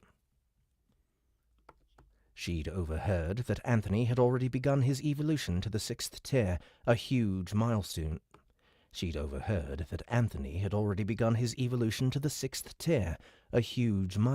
For any monster. How powerful would he be when he emerged? He was likely already the strongest first stratum-born ant to have ever...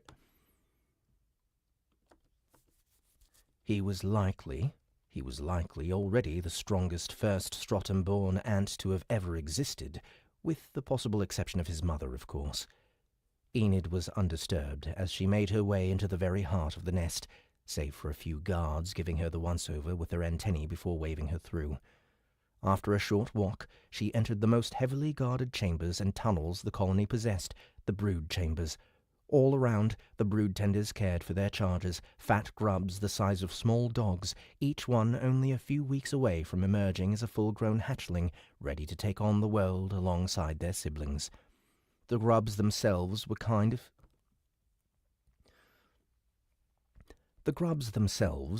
of cute once you got used to them. Even so, the tenders would never allow any but themselves and a select few ants to touch them. Nothing within the nest was defended more zealously than the future generations of the colony. With her platter held at the ready, Enid descended into the location of her appointment, the very centre of the nest itself, the egg-laying chamber. Their work for the day already completed, the three queens rested in comfort, a guard detachment Their work for the day already completed, the three queens rested in comfort, a guard detachment present even... Their work for the day already completed, the three queens rested in comfort, a guard detachment present even though the offending mana veins had been banished from the walls. She nodded politely to the three massive ants and received a respectful dip of the antennae in response before she sat at the prepared human-sized chair and table, placed her tray in front of her, and waited. It wasn't long before a rather harried-looking coolant burst into the chamber. The normally reserved and calm mage in an uncharacteristic fluster as she ran through the entrance. Enid examined the ant mage as she apparently conversed with her mother, the elder queen's antennae twitching reflexively while Coolant explained herself. There was something a little different about her, in fact, about Antoinette and Victoriant as well. What was it? Her eyes weren't what they used to be, forcing her to squint a little in the dim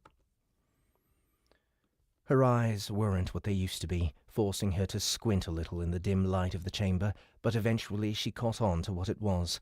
They were practically gleaming. Their carapaces had an unusually healthy shine, with not a speck of dust or dirt to be seen. When they moved, the light shifted and shimmered on the chitin as if it had been polished to a mirror shine. Enid had seen merchant princes who would pay a fortune to achieve this level of polish on their furniture.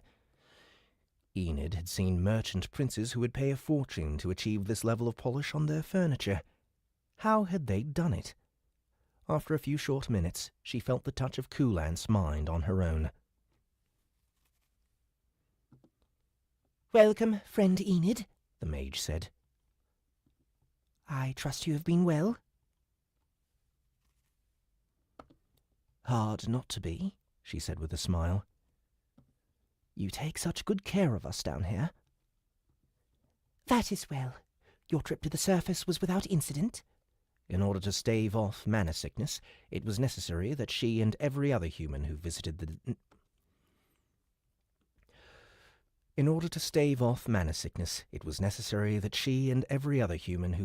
nest make regular trips to the surface in order to regulate their mana saturation. Enid herself had a mountain of work to do every time she went back, administering to the seemingly endless developments on the surface.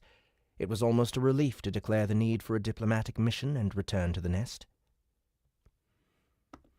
"It was. I hope you have also been well, Coolant. You are looking practically radiant today."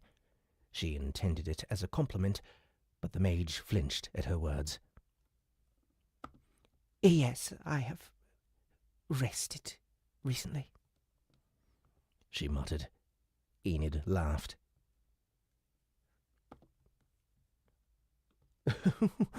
"Usually we would consider that a good thing," Enid said. "Yet for some reason you don't appear all too happy to feel so refreshed."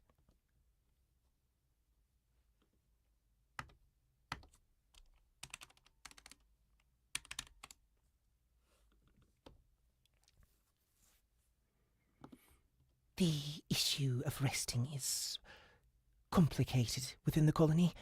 Enough of me. I will facilitate the bridge between Mother and yourself." A few short moments, and then she felt the powerful, brooding mind of the Queen touch against her own. "Greetings, friend Enid." The Queen dipped her head in welcome. "I have been looking forward to your visit. I must apologize for my daughter." Coolant shivered a little. "For being late. Managing themselves does not appear to be a strong point amongst some of my children." "You are the one who created Anthony, after all," Enid chuckled. The Queen's antennae wavered dangerously at the mention of the troublesome one, and Coolant took a discreet step back, putting herself out of range.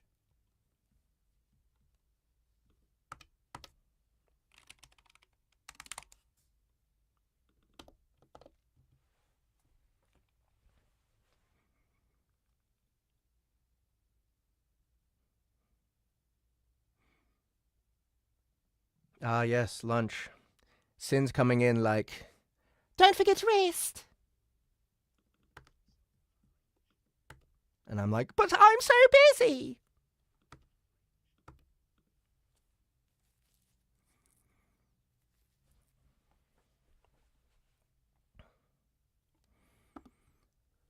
That one has been able to achieve much, the Queen admitted.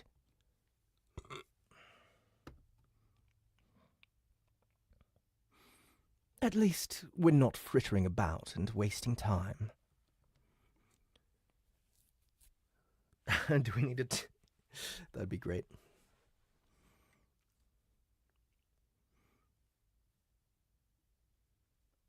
The giant ant leaned forward. The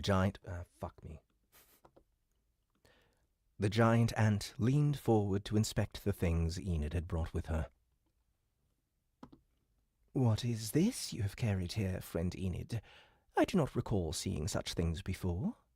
Enid gestured to each item in turn. I have a teapot full of freshly brewed tea, a few biscuits that I baked on the surface before coming back down, and a few cups. The Queen poked at the crockery with one leg. And what is this tea? I'm surprised you don't know, since it was your children who provided the leaves. It's a drink that humans and other races greatly enjoy, made by pouring boiling water over the dried leaves of certain plants. Sometimes it is combined with milk, though I don't much care for the stuff in my old age. She lifted the pot toward the giant monster. Would you care for a cup?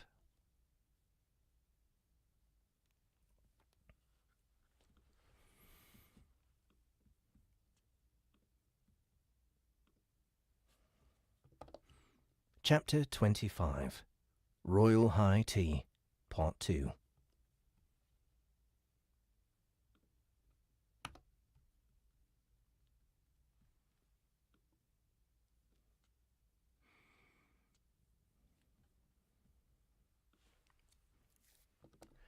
Enid wasn't sure if the three gigantic ants were just humoring her or were in fact genuinely interested in the tea. Enid wasn't sure if the three gigantic ants were just humoring her or were in fact genuinely interested in the tea. Fuck. In the tea. What's up, Devtron?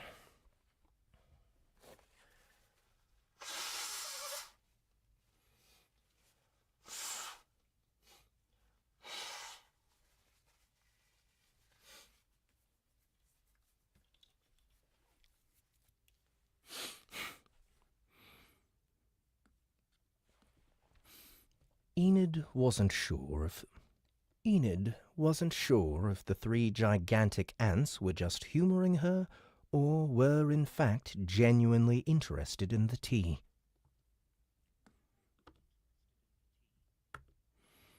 She'd brought it along for herself. A long conversation, even a mental one, needed a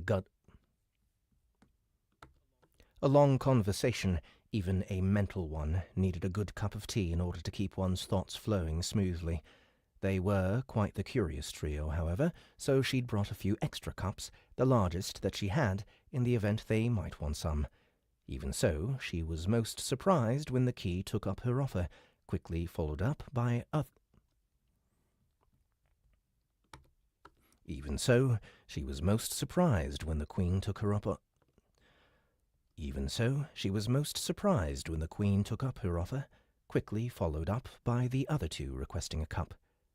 So it was that Enid Ruther, retired merchant and mayor of Renewal, found herself pouring tea for three massive ants as they crowded around her table, watching her every move with agog fascination. After the brew has steeped for a while, the flavour seeps out of the leaves and into the water, she explained. Usually it doesn't take long, but some plants require more steeping than others. Certain mana-rich leaves might need to be soaked overnight, or so I've heard. I'm not certain where your children managed to source this particular variety, but the flavour is excellent if I do say so myself. Pouring a cup for each of them.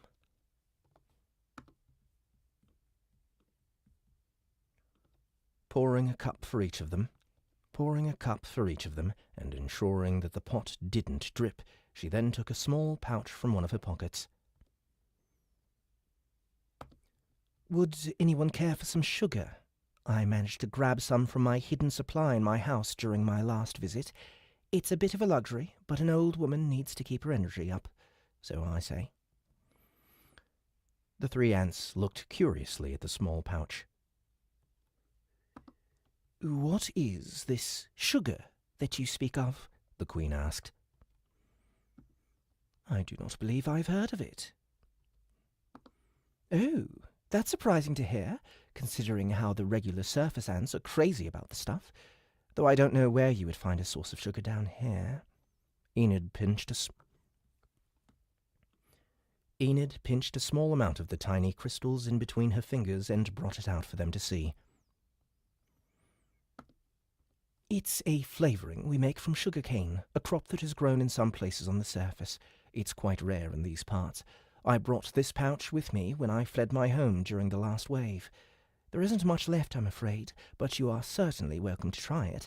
It has a strong, sweet flavour, so rather than eat it directly, we normally mix it in other things, such as a nice cup of tea, or something like these biscuits I brought with me.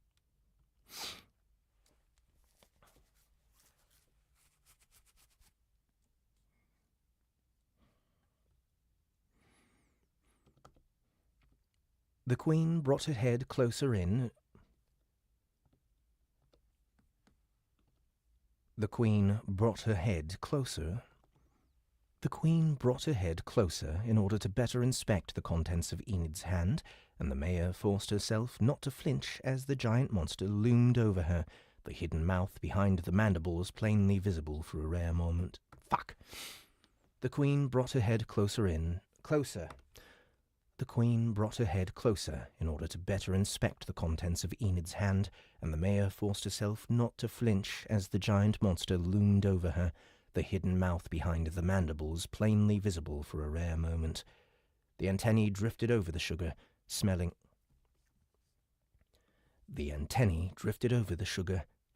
the tiny granules and brushing against them. It smells energizing, like mana packed into a small space.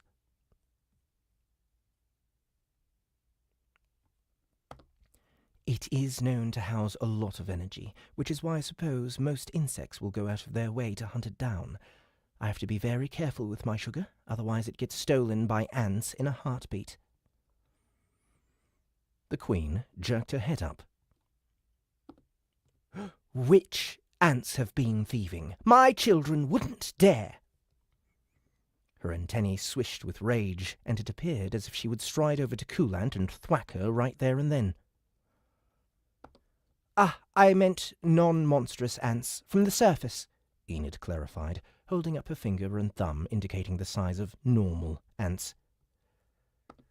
Tiny little ones. They can smell the sugar from quite far away and will hunt it down relentlessly. As far as I know, no member of your colony has ever tasted it.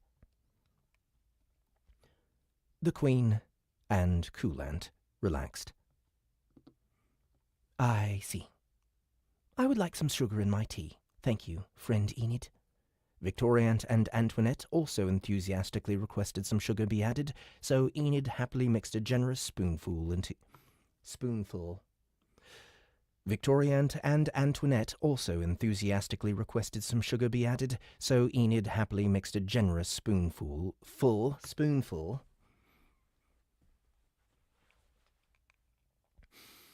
Victoriant and Antoinette also enthusiastically requested some sugar be added, so Enid happily mixed a generous spoonful into each of their cups, and then her own.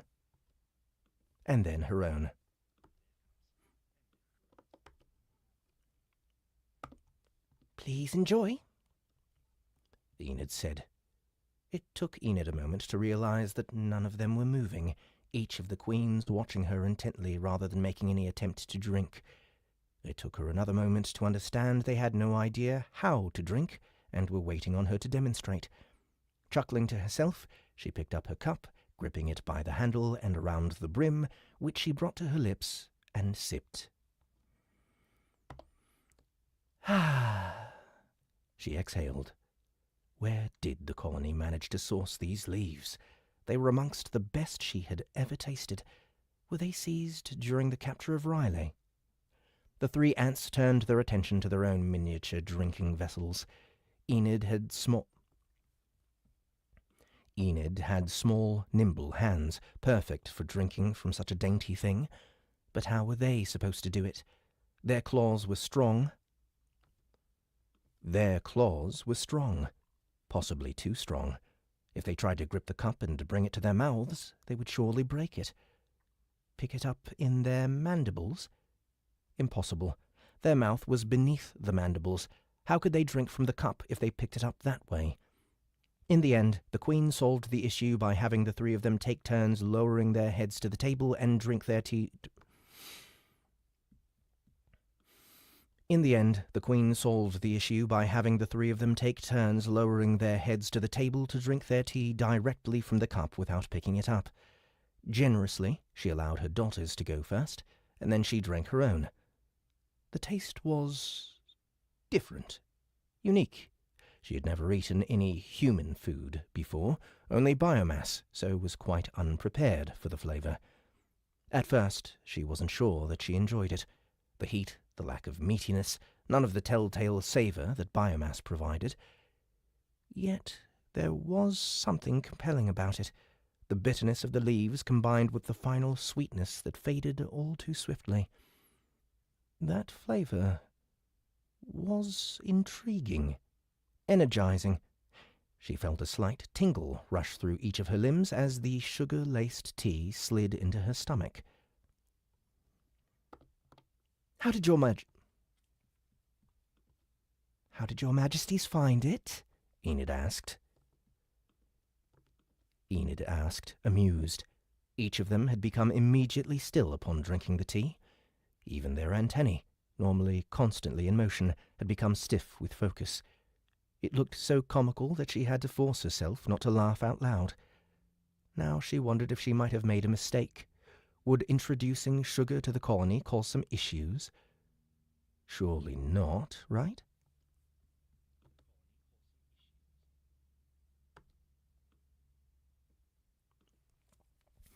They were a race of giant ants that fed on mana and biomass. They didn't have any need for an energy-rich food source like sugar. The Queen turned her attention to the biscuits. Friend Enid, do these also contain the sugar? Enid looked down at her small plate of ginger nuts. A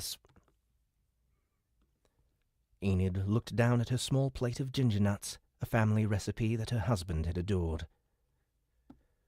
Yes, they do. Would you like one?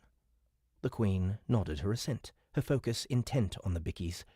Trying to hide her smile, Enid placed 3 biscuits around the table and watched as the huge queens lowered their mouths and gobbled them down in half a bite. I apologize for their small size, Enid said. I had intended to eat them as we spoke, as they go perfectly alongside tea. If I'd been more thoughtful, I would have tried to bake some a little larger. Are you even able to taste them, given how small they are? We can, the Queen confirmed, somewhat dreamily. The flavour is faint, but it is there, along with a slight crunch that I find appetizing. A good biscuit needs a good crunch, Enid confirmed. If they aren't baked correctly, then they're too soft. Overbake them and they turn hard and bitter. Proper baking is all about the timing. Interesting, the Queen said. I thank you for your gifts, friend Enid. May I inquire how your people fare on the surface? She wasn't especially interested in humans, but she'd learned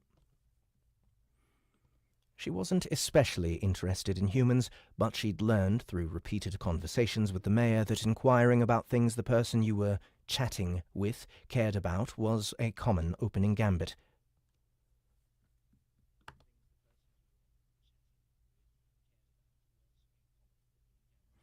She listened with interest as Enid described the goings-on of the people, and answered with great detail when Enid turned the conversation back to her, inquiring about life in the colony and how her children fared.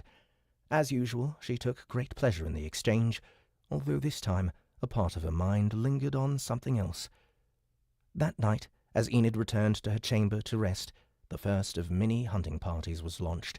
These ants would scour the dungeon and surface with great zeal, for their mother had made a request, and what mother wanted, she would get. No matter where this sugar cane hid, the colony would find it.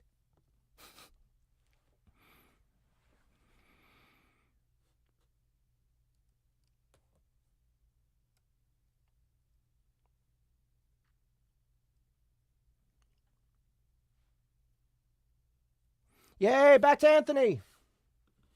Yay! I'm happy!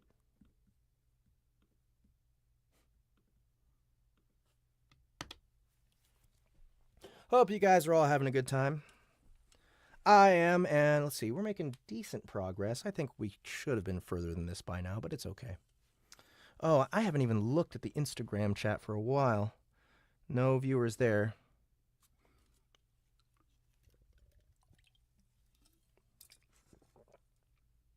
At least at the moment. Hey, Annie Ellicott was in the chat.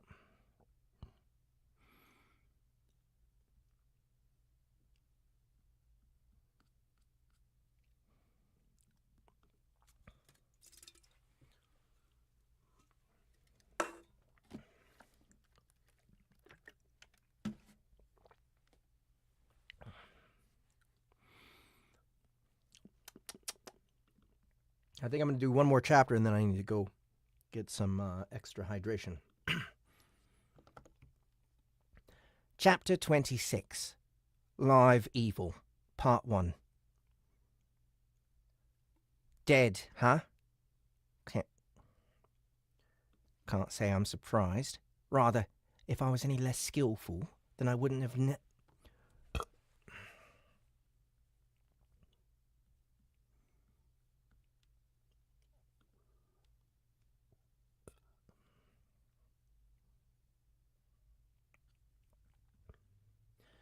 Dead, huh? Can't say I'm surprised. Rather, if I was any less skillful, then I wouldn't have lasted nearly as long as I did. Rather, if I was any less skillful, then I wouldn't have lasted nearly as long as I did. To think the greatest assassin the Underground had ever known would go out in such a fashion. It hurts my pride to even think about it. It hurts my pride to even think about it. Had I been too focused on the target? I must have been, if an ice cream van rounded the corner without me even noticing. I can only hope the shot I squeezed off as I was crushed beneath the tyres was enough to finish off my contract. Odin Malum hasn't failed a job yet, and even dead, that's a record I'd like to keep intact. Oh. This is a new person.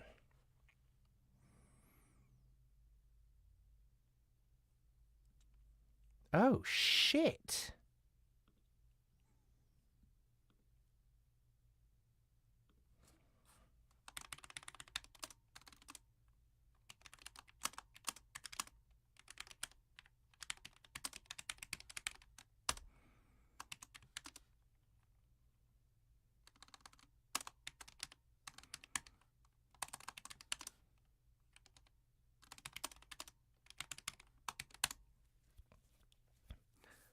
Odin.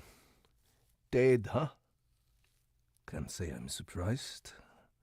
Rather, if I was any less skillful. Odin Malum. What kind of name is that?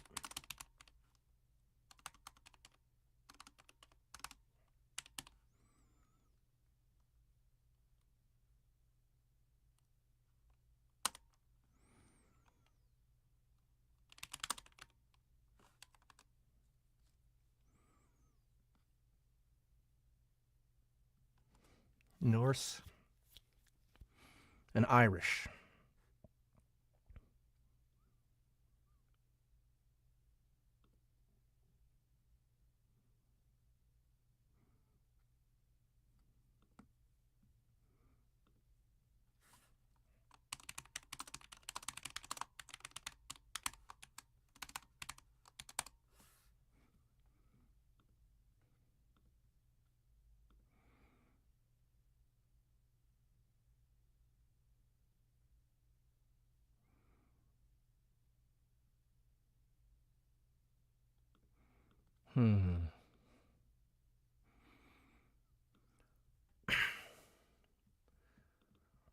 Some of you are saying Welsh. Okay, so I don't think I can do a pure Welsh, but I can maybe do like some Welsh influence to kind of a northern English.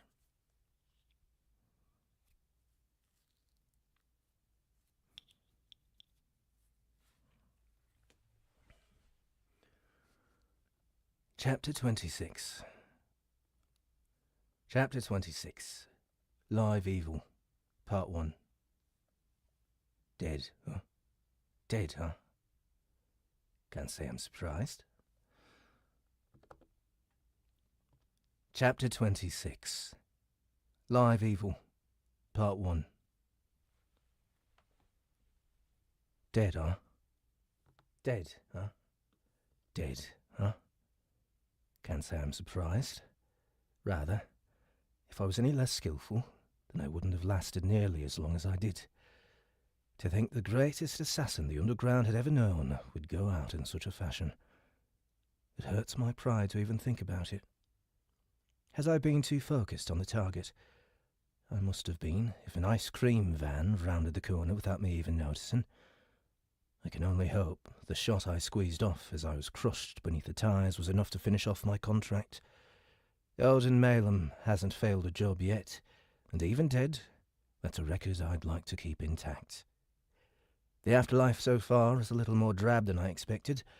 Nothing but darkness presses around me, trying to overcome my will. A foolish attempt. How's this sound?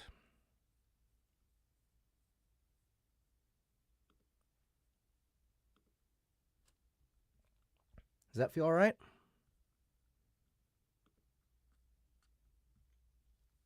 Or would you prefer Irish? What do you think? My problem. Okay, I'm hesitant to do Irish because I feel like I'm hesitant to do Irish because I feel like my Irish is. It's like I have these bad habits, and it's not quite polished enough, and it doesn't sound regional enough. Like it sounds kind of like Hollywood Irish, you know. And I just don't like it. I feel like I want to get better practice with it. Let me try it. Chapter 26. Live Evil, Part 1. Dead, eh? Can't say I'm surprised. Rather, if I was any less skillful, then I wouldn't have lasted nearly as long as I did. To think the greatest assassin the underground had ever known would go out in such a fashion. It hurts my pride to even think about it. Had I been too focused on the target? No, I don't even like it. Fuck that. Fuck that shit.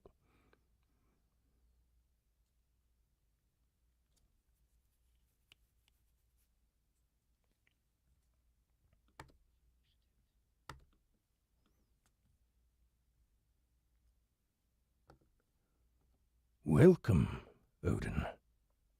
A voice speaks out of the gloom, its words penetrating directly into my mind. Some sort of telepathy. How is this possible? You have died. I'm aware of that. What sort of fool wouldn't be aware of their own death? What sort of fool wouldn't be aware of their own death? The sight of the hapless driver behind the wheel of that accursed frozen confectionery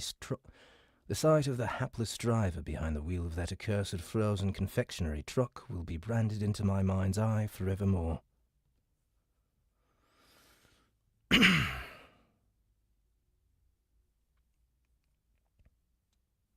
Are you guys hearing the Welsh influence? Does it go like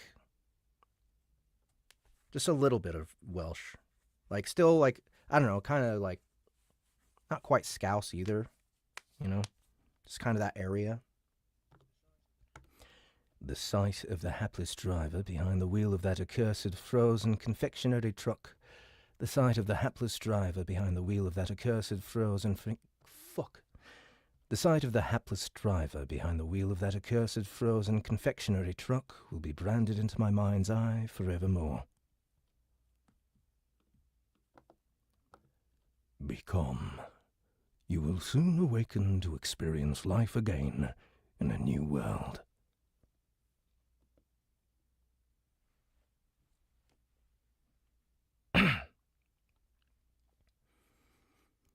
Calm? I'm always calm.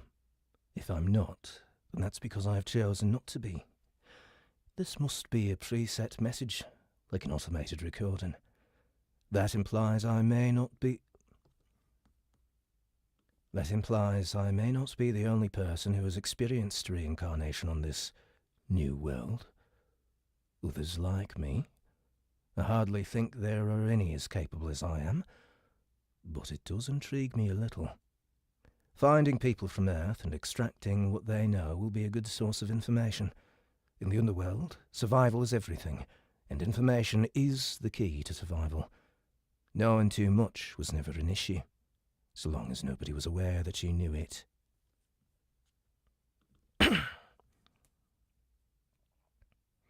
Why can't he sound like a Viking since his name is Odin? It's the Malum part. Even then, I don't know. Because I don't want to. It'd be goofy. That's why I don't want to be goofy. You will be reborn on the world of Pangera. Pangera, like Pangaea. That hardly seems original. Come on, voice. I grow tired of your mewling. Tell me something that is actually relevant. Something which might help me survive in this place you seem intent on throwing me into.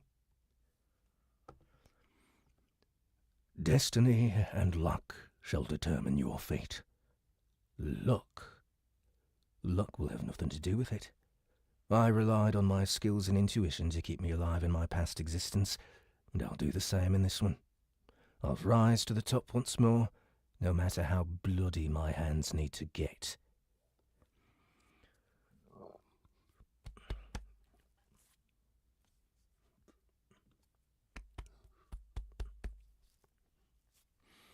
If you're going to be stupid enough to give me a second chance, then I'm going to make sure it doesn't go to waste. You will be reborn with the following status. Status? What's a status?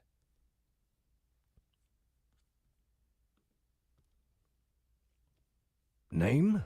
Odin Malum. Is it Malum or Malum?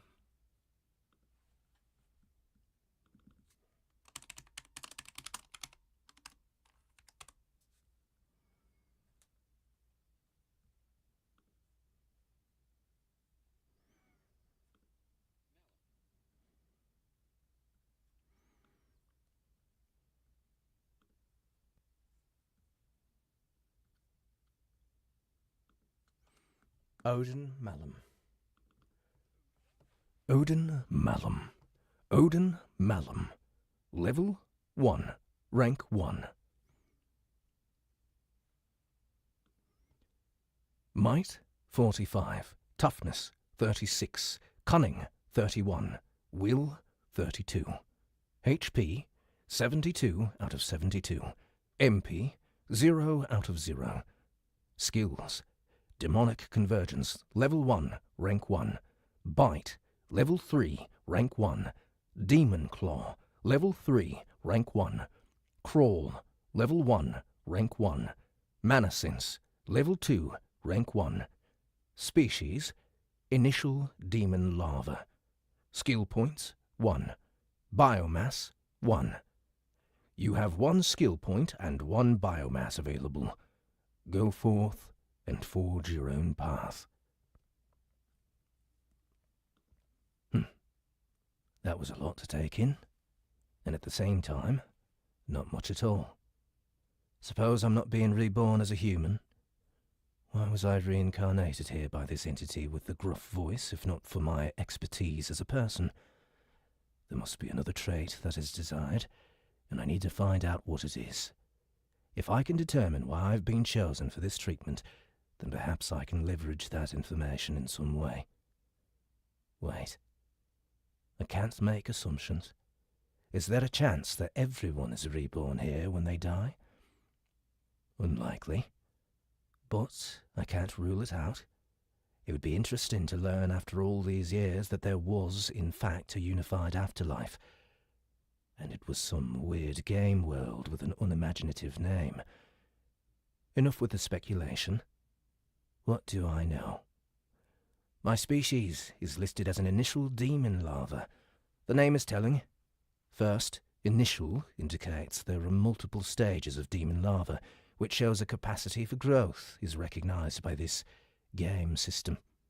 Second, I'm a demon of some kind. In the Judeo-Christian In the Judeo-Christian variety, will I have horns and a pointy tail? For someone who is often referred to as a demon in their life, this almost feels quite fitting. Oops.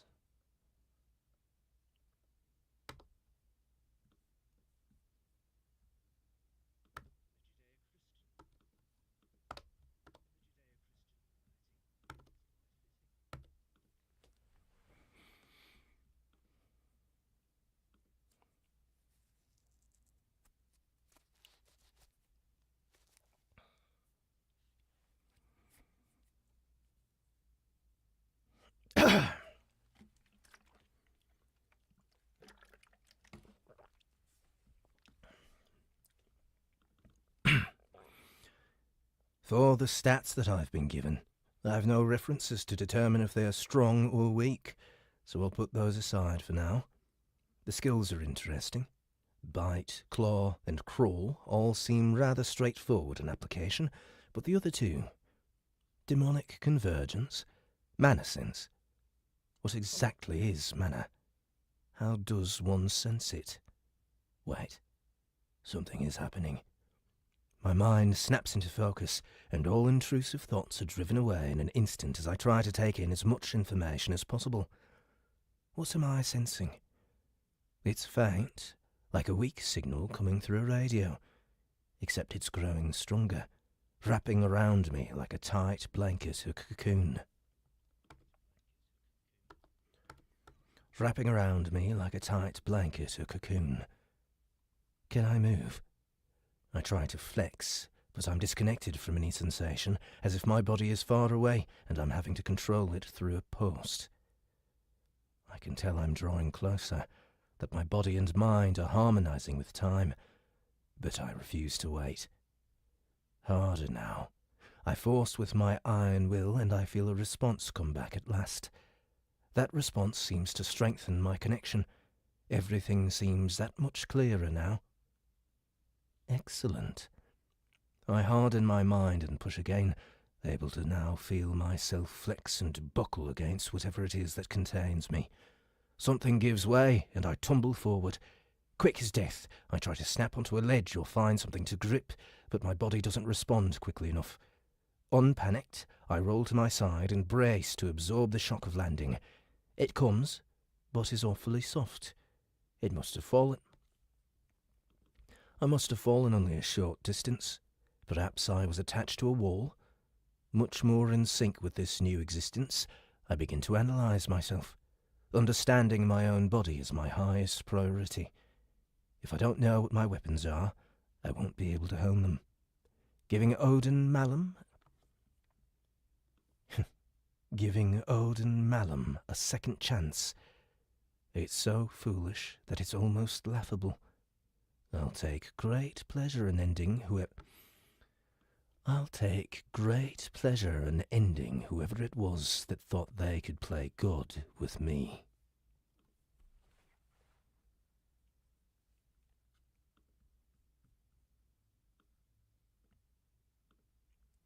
How's that accent sounding? Any Brits in the audience think it's shite? I'll be right back. I'm gonna grab some more to drink.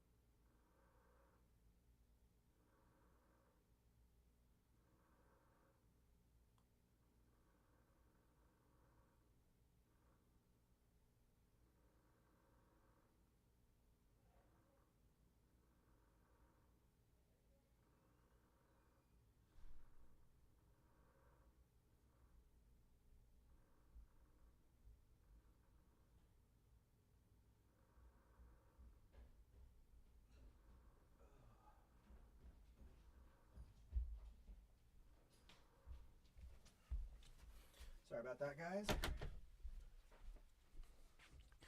Had to also let the dog out.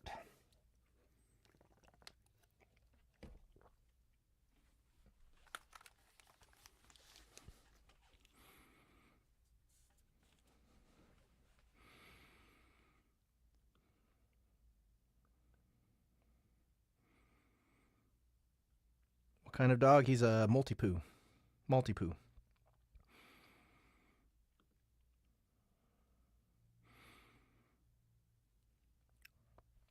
Would love to see more Brits in the audience. Give me shit about the accent, if indeed I deserve it. On to chapter 27 real quick before I get back into it. Don't forget, guys, check out litrpgcon.com to find information about the very first LitRPG convention run by Soundbooth Theater. The very first, well, not only that, but the very first convention dedicated to the genre of LitRPG. This is going to happen July 18th through 20th in Denver, Colorado at the Grand Hyatt. And if you go to the website, you will find a huge list of all the biggest narrators and authors in the genre who will be attending for you to meet up with, play games with, play VR laser tag with, and we're going to be doing like entertainment at night. This is going to be a fucking epic event, so don't miss out on it. July 18th through 20th. Check out litrpgcon.com. Get tickets there. We are unfortunately out of hotel rooms, but there's plenty of hotels around the area that you can still stay at. VR laser tag, that's correct.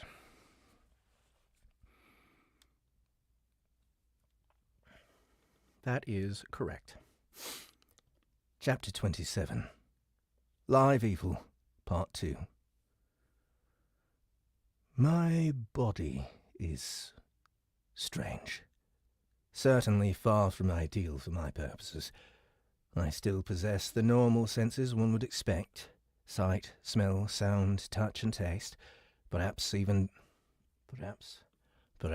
better than I'd experienced as a human, but the configuration of my physical form, not so much. As far as I can tell, I'm a legless, fleshy blob with two deceptively powerful arms that emerge on either side of my fanged mouth. I'm going to start all over with this one. I just don't like any of that. My body is strange.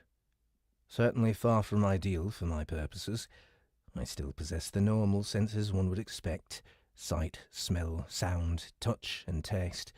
Perhaps even better than I'd experienced as a human. But the configuration of my physical form, not so much.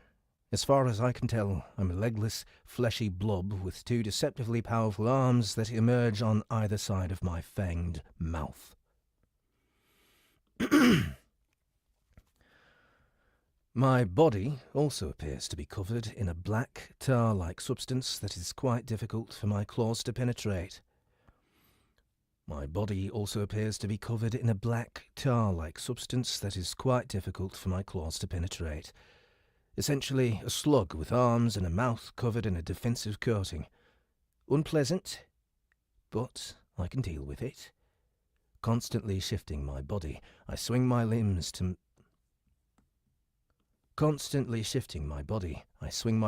turn my attention on my surroundings, conditioning myself and my reflexes to this newly...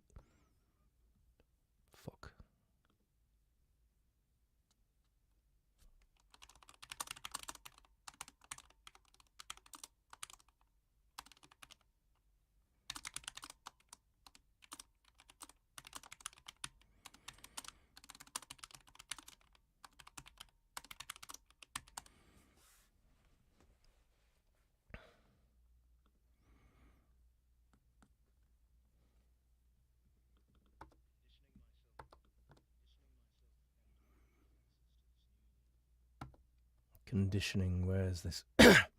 Conditioning myself and my reflexes to this new reality will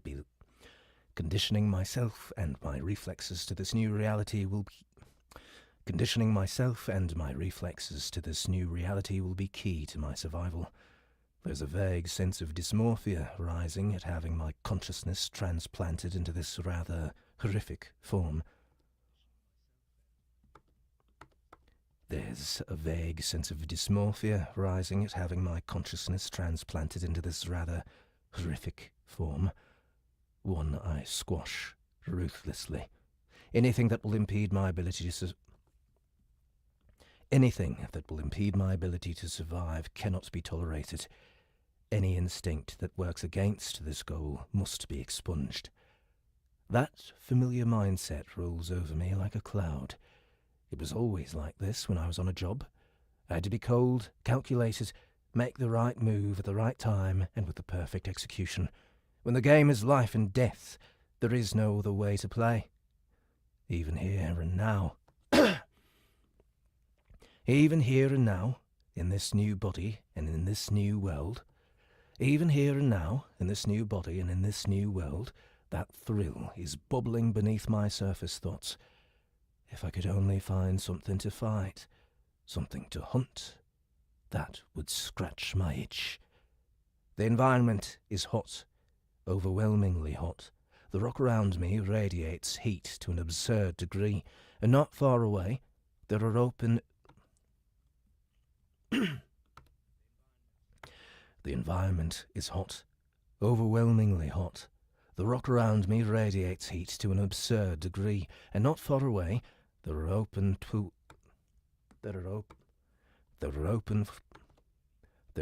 pools of lava that flow into places... Fuck me.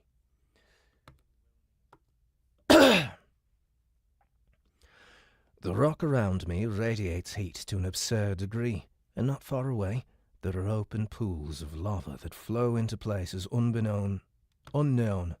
Fuck.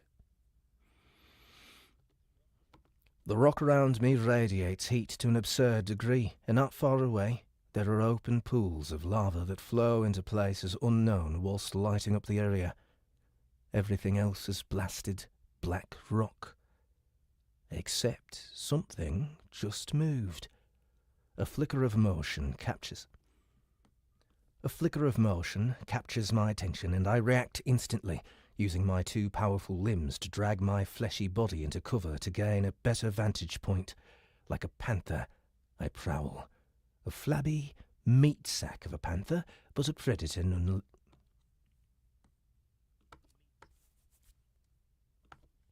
A flabby meat sack of a panther, but a predator no less. Around the jagged, burning stones I go until I find what I'd seen. One of my own kind, a disgusting blob of dark flesh, was dragging itself along by its arms. What it's doing, I don't know. From what I can tell, it is freshly born, much as I am emerging from the rock.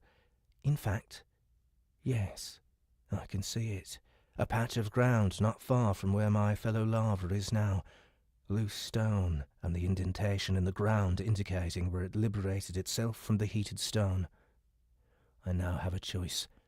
Should I attempt to befriend this creature and forge an alliance? Strength does exist in numbers. This is something I know well. 2 might survive where 1 would fail. Then there's the other choice. And Odin only follows one way. After reaching the creature's blind spot, I soundlessly fling myself from the rock and sail through the air, claws and fangs at the ready. Strength in numbers is the policy of the sheep. I have always been a predator. Let others cower and huddle in fear. That has never been my path. Besides, my information is incomplete.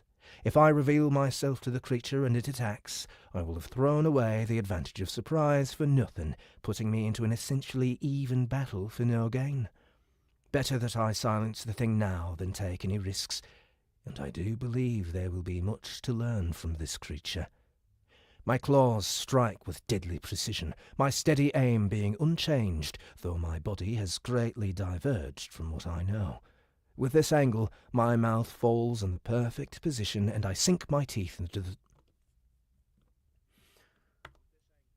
With this angle, my mouth falls in the perfect position, and I sink my teeth into the tough hide of the beast. and it screeches with pain.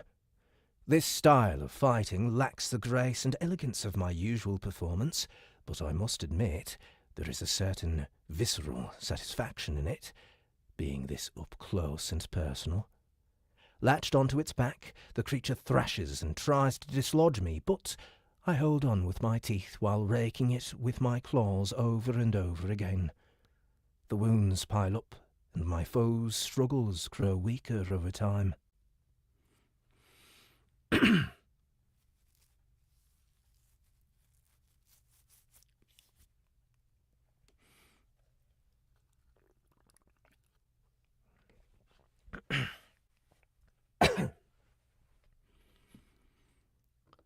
Demon Claw has reached level 4. Interesting. Once again, the strange voice speaks to me of these game elements. As I continue to attack my prey, I notice that I appear to be doing more damage. As I continue to attack my prey, I notice that I appear to be doing more damage than before, even if the difference is only slight. These skills could help me improve at actions in this world. Fascinating. After a little more struggle, my victim finally collapses and I release my grip, only to find the voice speaking into my mind. You have defeated a level 1 initial demon larva. You have gained XP. I was right. This world will reward me, much as a game would, if I defeat enemies. If I have a level, that means I can level up. If I can accrue experience by fighting, improving my skills and gaining levels, then that is what I will do. I need to amass power, and fast, which leads me to my other path of inquiry. It's sitting right there in my status. Biomass. Biomass means food, it means matter, and I don't see anything else to eat around here except this thing. Jaws open wide, I rip into the meat without delay, unwilling to waste any time and uncaring of what it might taste like. For the record, it's disgusting. But the voice speaks, sharpening my mind. You have consumed a new source of biomass, initial demon larva. You are awarded 1 biomass. Basic profile of the initial demon larva unlocked. Yet more information. Perfect.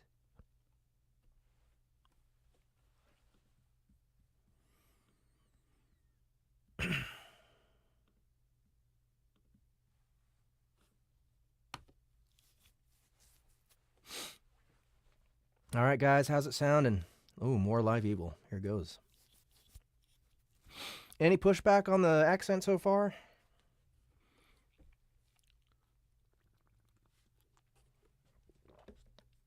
I gotta check Instagram too. Happy Paint, husband, father, nerd. Thanks for joining.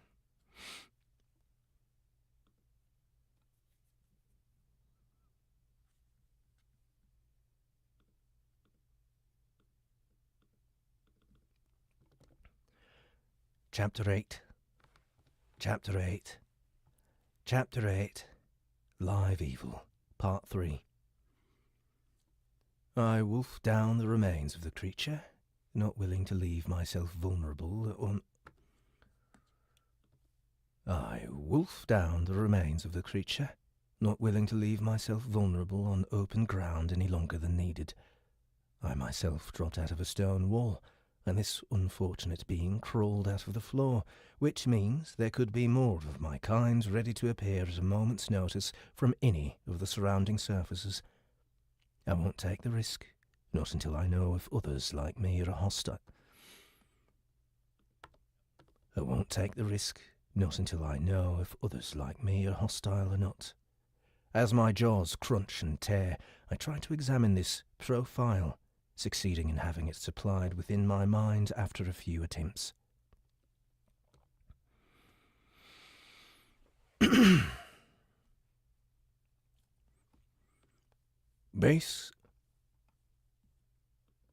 Basic profile. Coepi demon larva. Initial demon larva. The first phase of the demon life cycle. Beware the claws. They are stronger than they appear. Well, that didn't tell me much. And what's with the poor Latin? No matter. You have gained 1 biomass. And I can't eat any more. It's actually a surprise I managed to get through so much of a creature the same size as myself. In fact, it should have been physically impossible, especially since I don't believe I've increased in size. No matter. I can explore this and other questions shortly. Using my arms, I drag myself across the boiling rocks until I find a neat crevice where I can find... Excuse me.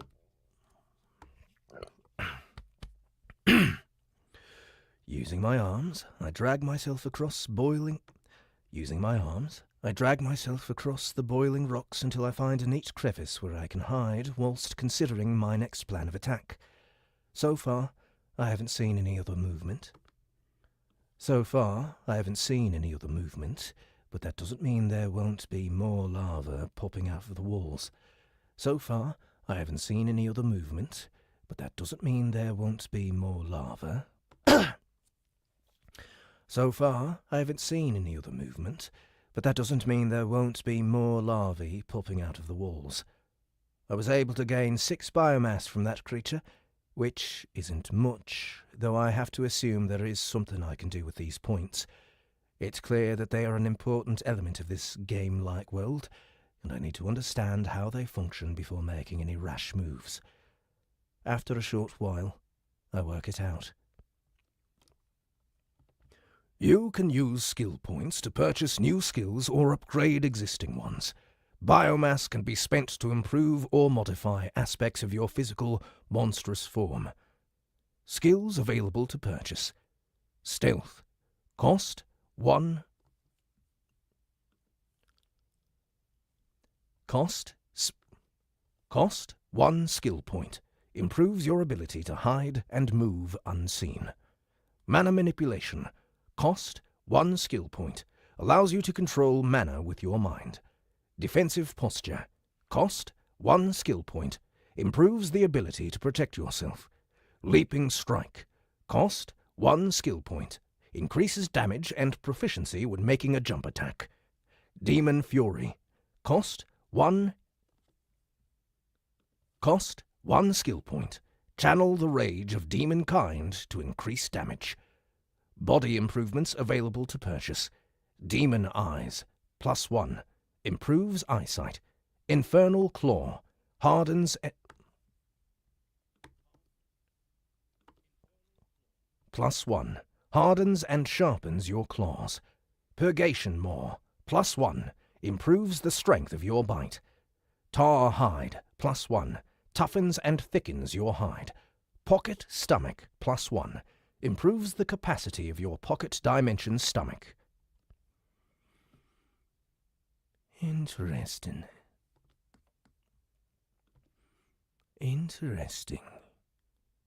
I wonder if these skills have a threshold. And these were the skills available to me right now?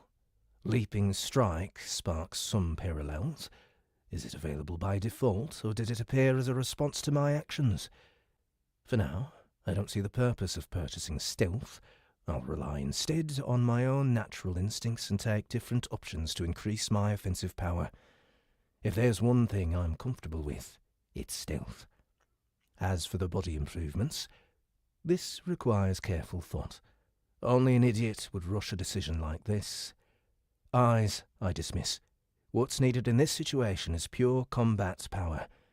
I'm in a fight for my survival, not an Easter egg hunt. After some consideration, I purchased the Leaping Strike skill and 3 upgrades for my Infernal Claws, which consumes all of my biomass. After I confirm my choices with the gruff voice in my mind, a strange sensation overcomes me. Knowledge seeps into my brain like liquid being poured straight into my memories. How to leap, when to leap, the best angles to use, Much of it aligns with what I'm already aware of, except it's now being applied to my new body rather than a human form.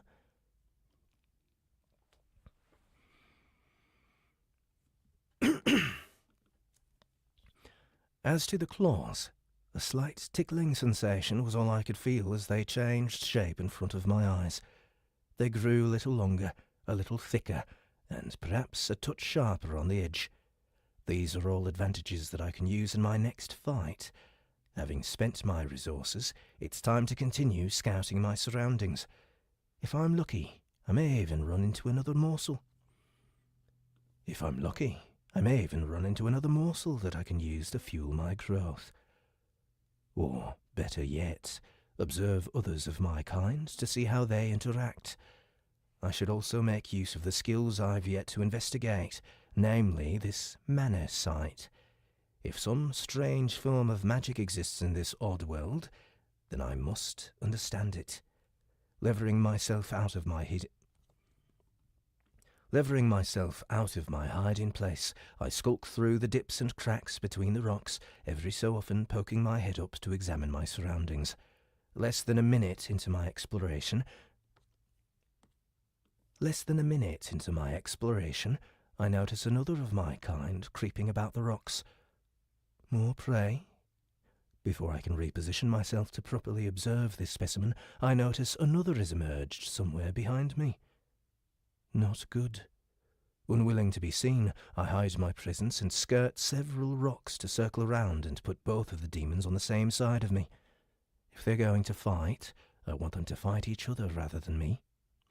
Except there's now a third. It's burst out of the ground right behind me, clawed hands scrabbling and shoving at the stone as it drags its body upward. I turn swiftly, cursing my bad luck. I can't move quickly enough to hide before it sees me. The best I can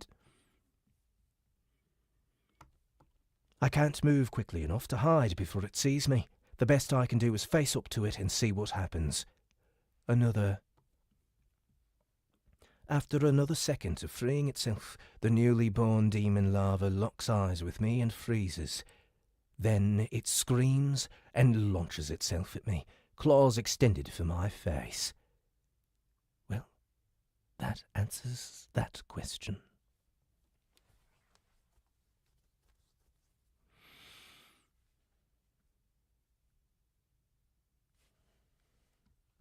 More Odin. More Odin.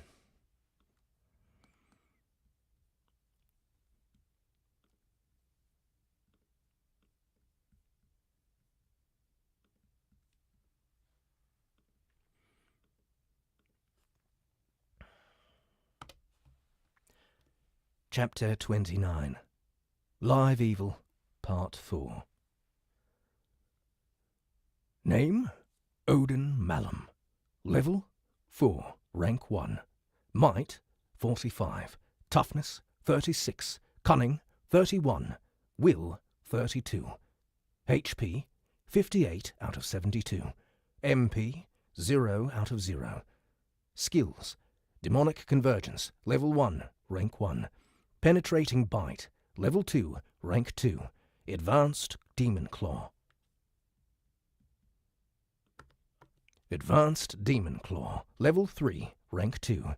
Crawl, Level 1, Rank 1. Mana Sense, Level 2, Rank 1.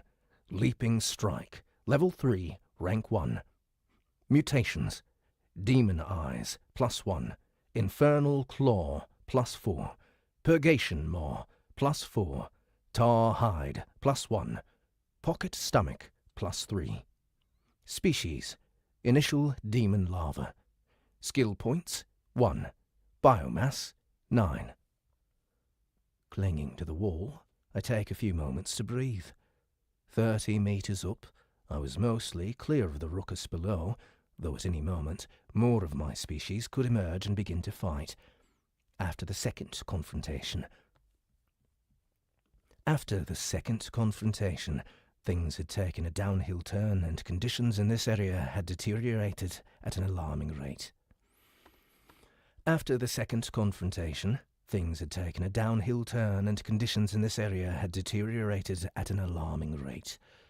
Turns out that initial demon larvae are innately hostile to each other.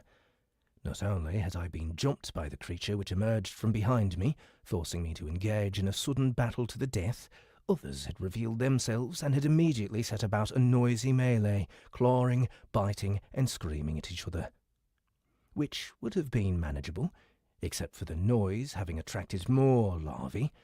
In less than a minute's time, the entire plateau of blasted rock on which I'd emerged was covered in roiling brawl in which absolutely no quarter was given.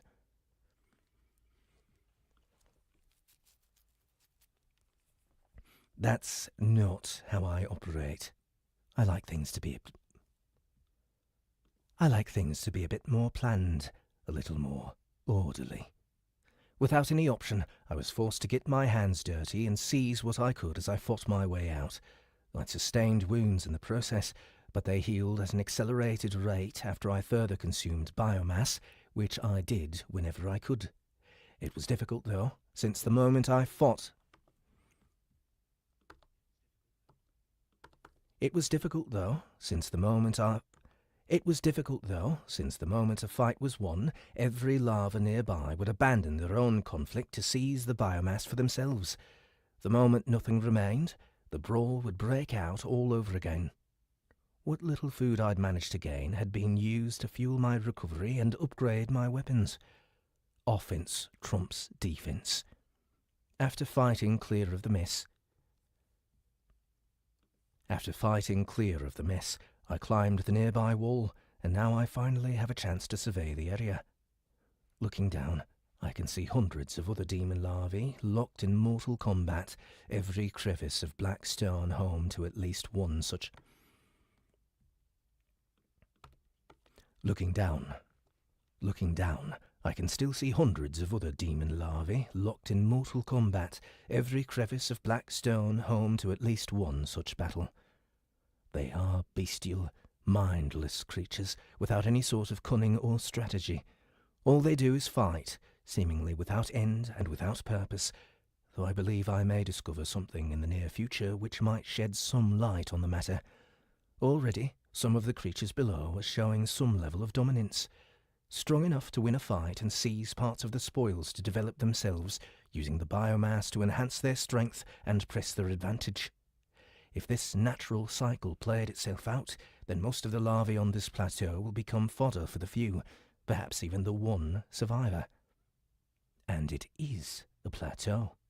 I'd originally thought this wall was the edge of whatever space I was in, but it isn't. I was reborn lower on this wall on what amounted to a ledge, jutting out of the side of a tall pillar, rising toward the ceiling impossibly high above. It had been hard to notice before, since my attention was directed inward at my immediate surroundings, but now that I take in the broader picture, I'm becoming aware of just where I've ended up. It had been hard to notice before, since my attention was directed inward at my immediate surroundings, but now that I take in the broader picture, I'm becoming aware of just where I've wound up. In order to get a better view, I decide to continue to climb this wall until I reach the top. The edge is within view, possibly another 70 meters above. My arms are powerful, and although my body is large... My arms... Oh shit. Where did it go?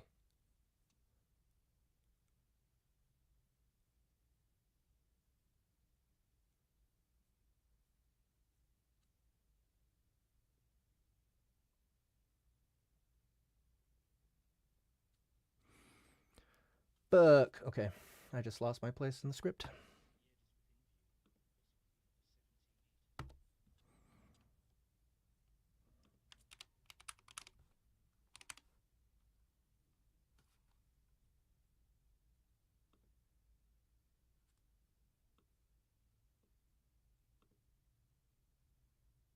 Here it is. Okay. The edge is within view, possibly another 70 meters above. My arms are powerful, and although my body is a large fleshy sack, they are enough to keep propelling me toward the top, though they're trembling and weak by the time I reach the ledge. Pulling myself over the lip, I dominate my weakness and force myself to dive into cover without pausing to rest. To my relief, there are no enemies present to take advantage of my temporary weakness. Once my strength returns, I drag myself out and begin to poke my noseless face about. What I see is a narrow, mostly flat stretch that is roughly circular and terminates less than 100 meters away in a sheer drop. All around me, a vast underground expanse stretches outward to the limits of my vision.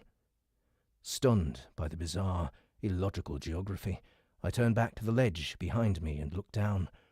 The ledge on which I was born is still swarming with demons battling against each other.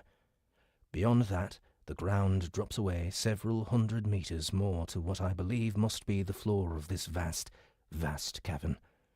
As far as I can see, in every direction is exactly the same thing. Blasted rock, boiling lava, and demons. So many demons. The little fleshy bags with arms that are my fellow demon siblings are everywhere. Thousands, tens of thousands, hundreds of thousands. They stretch on to the horizon of my sight, where things grow fuzzy and blurred in the distance. What's more, stalking amongst them are larger demons of several different forms, slaying the smaller larvae with ease and engaging in running battles against each other. Farther off are pillars rising high into the air, perhaps miles high, to connect the floor to the distant ceiling. Nothing that I see makes sense from an Earth perspective. The very idea of something such as this existing underground makes absolutely no sense. And yet, here I am. I'm not sure exactly what is happening, but it's clear there is some sort of race going on. A race to fight, consume, and grow. Only the winner will be allowed to survive. This blasted landscape is covered in demons. Am I sure this isn't actually hell? No matter. It's perfect.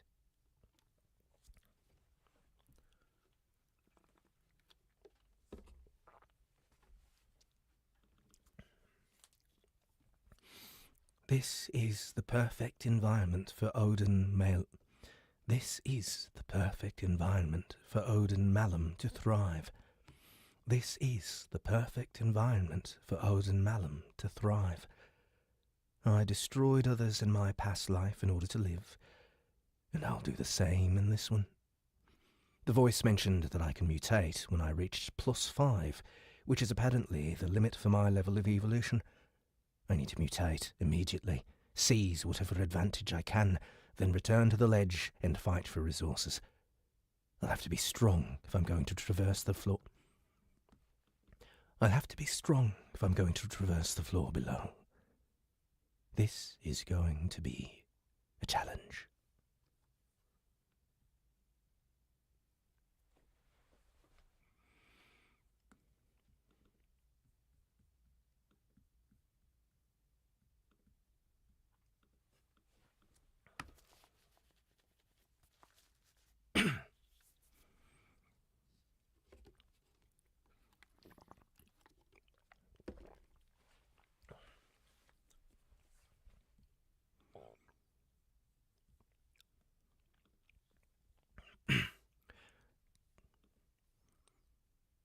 Chapter 30. Chapter 30. Chapter 30. Live Evil, Part 5. The Larval Sea. That's what I started to call it.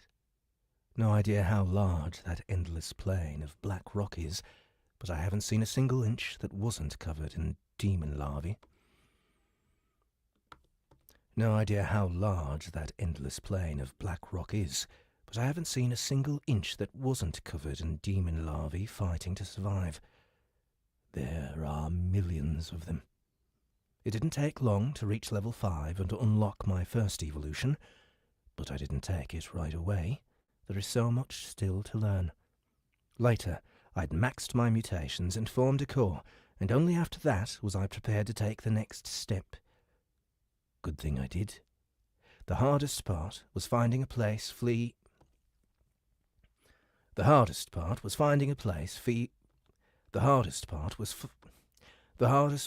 finding a place free from conflict where I felt safe in case the fuck. The hardest part was finding a place free from conflict where I felt safe in case the evolution knocked me out. Which it did. Returning to the fray in my new form was almost too easy at first. The normal demon larvae couldn't hurt me, and my increased strength and more potent weapons gave me an absurd advantage. But that was only at first. It wasn't long before others found me. Others like me. Only then did I come to understand the unspoken rules of the planes. You weren't supposed to punch down. At least, not too much. In order to evolve and grow beyond this second stage, I was supposed to prey on those who managed to evolve as I had. So that's what I did. It reminded me of the old days in a way. No longer was the melee as intense or relentless as before. Instead, it was a series of duels, one-on-one battles of skill and wit that gave strength to the winner, death to the loser.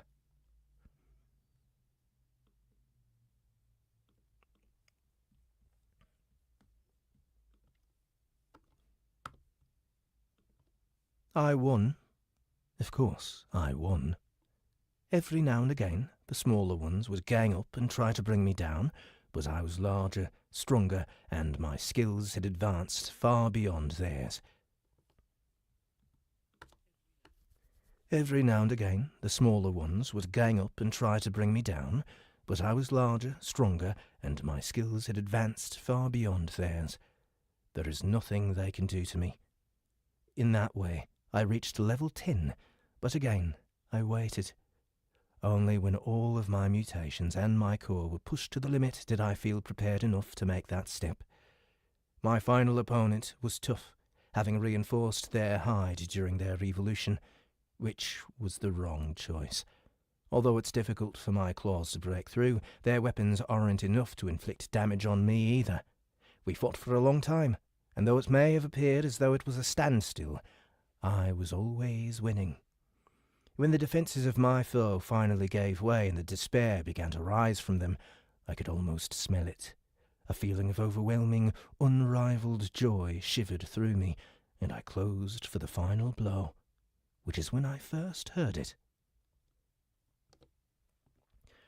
Demonic convergence has reached level 2. The first time I've managed to level that skill. I'll ponder over what it means later. With my meal complete and my hiding place secured, high on a precarious piece of rock with a crack running down one side. In the end, I don't understand it. and I don't understand it and am unable to work out. In the end, I don't understand it. Why? Why did that happen? It just randomly fucking moved up.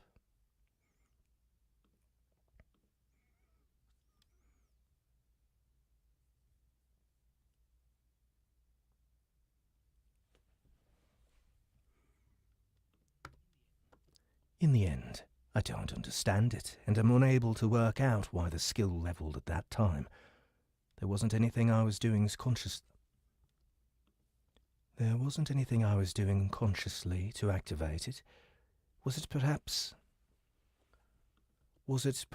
passive in some way? But what way? Shrugging it off, I make my final checks and evolve. Shrugging it off, I make my final checks and evolve. For my first evolution, only 3 options were presented, and each were quite similar. Initial demon larva became developing demon larva, and each choice... Initial demon larva became developing demon larva, and each choice gave a flavour of different stats and bonuses. Most of my success had come with my claws, so I chose the option that granted me the most physical power. It even came with augmentations to my 2 arms. It even came with augmentations to my 2 arms that allowed them to snap through the air as fast as whips. Other than almost doubling in size, my body didn't change much, still a sack of tar-covered meat with a mouth and 2 arms tipped with razor-sharp claws. This second evolution is a little different. I progress from developing demon larva to prime demon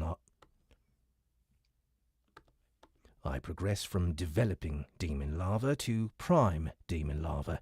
Except the choices are more divergent. I'm careful, as an assassin should be, and examine every option with forensic detail. But I can't hesitate too long. While I'm going through these menus, my rivals out in the larval sea are growing stronger. I'd come close to dying so many times already. A single second, 1 upgrade, 1 level could be the difference between living and dying. There is no way I'm going to end up in another demon's gut. I refuse to become biomass for another's growth. So, I stick to my strengths, choosing the option which allows me to further enhance my advantage in strength and speed. Defense is important, and that's why offense comes first. This evolution will allow me to add a weakening aura to my claws that will infect the mana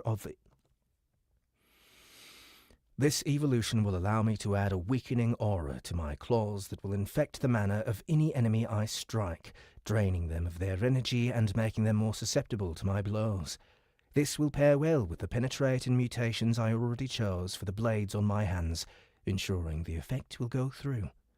For the rest of the evolutionary energy, I use it to further enhance my might, with the dregs being pushed into toughness.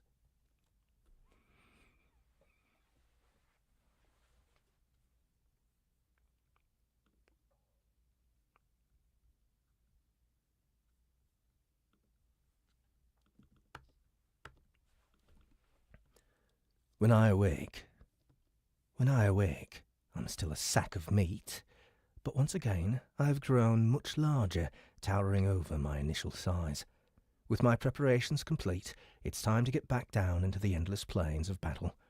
The weakest demons are now almost not worth the time it takes to eat them. The second stage, not much better. It's the others like me that I seek out, and our battles are mighty, crushing many beneath us as we fight. The divergent paths are showing more sharply at this stage,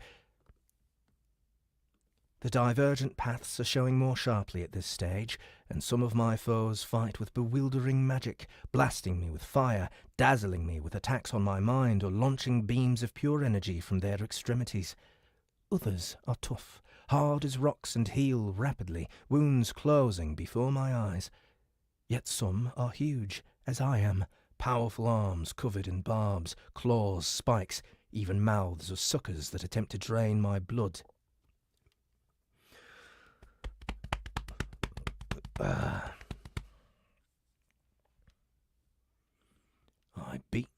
I beat them all by being swifter, more brutal, more cunning.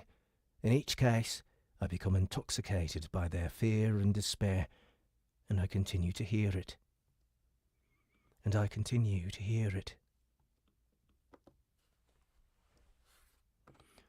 Demonic convergence has reached level 3. Demonic convergence has reached level 4. Demonic convergence has reached level 5. Then I advance it. Curiosity alone demands it.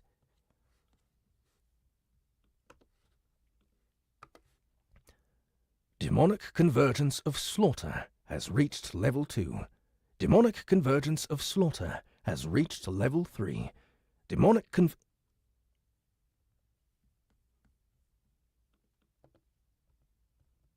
I stalk the plains. I stalk the plains like a conquering king, only giving way when I spot any who are higher above than I, but those are few and far between. As my victories pile up and my strength accrues, my confidence grows. rapidly striking at my foes one after another. I've barely slept, barely rested at all, and level 20 soon comes. Again, I wait. The rewards for those who are patient cannot be denied, and I gather my power until I reach my perfect strength. Again, things are different. I've reached the end of the larval stage, it seems, as none of my options include those terms. Instead, it's time to pick a more advanced form. Pupil Demon of Slaughter. Was this the purpose of the demonic convergence? Perhaps it's related. Perhaps it's related. Perhaps it's related to my evolution in some way. Regardless, this was always the option I would choose. It suited perfectly to my style, and I relish in the new form I'll take. No longer a graceless blob, I will change, becoming a scythe-armed nightmare with lithe limbs, able to stand on strange, double-jointed legs. This is more like it.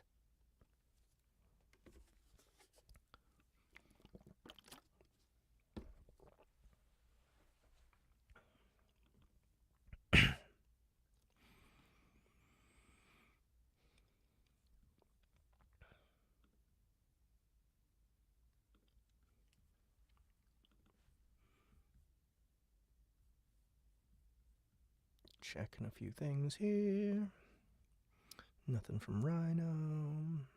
Where's the Chrysalis? Here it is.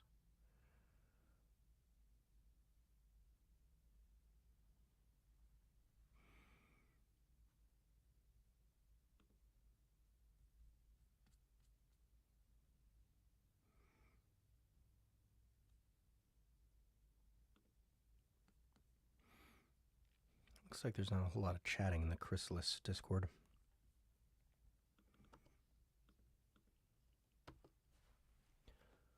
I pick over each of the details. With care, ensuring my choices will harmonize.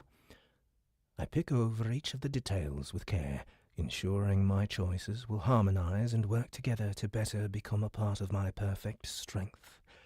Only then do I confirm my choices, ready for the embrace of the dark to swallow me as my body undergoes its metamorphosis. Only that doesn't happen. Instead, I'm pulled from my body, my mind dragged down to a different place, a place of endless torrential red, where the fires burn black and hot enough to scorch my very soul. There I see a being so large I can't comprehend it, and for the first time in so many years, fear grips my whole being. This creature towers over me like a human towers over an ant, a nightmarish representation of the demon larva, covered with eyes and mouths and seated on a vast throne. The throne shifts, and with horror I realize the chair itself is part of the creature's body. Slowly, the creature stirs, the air itself thickening like blood, pressing me to the floor like a worm.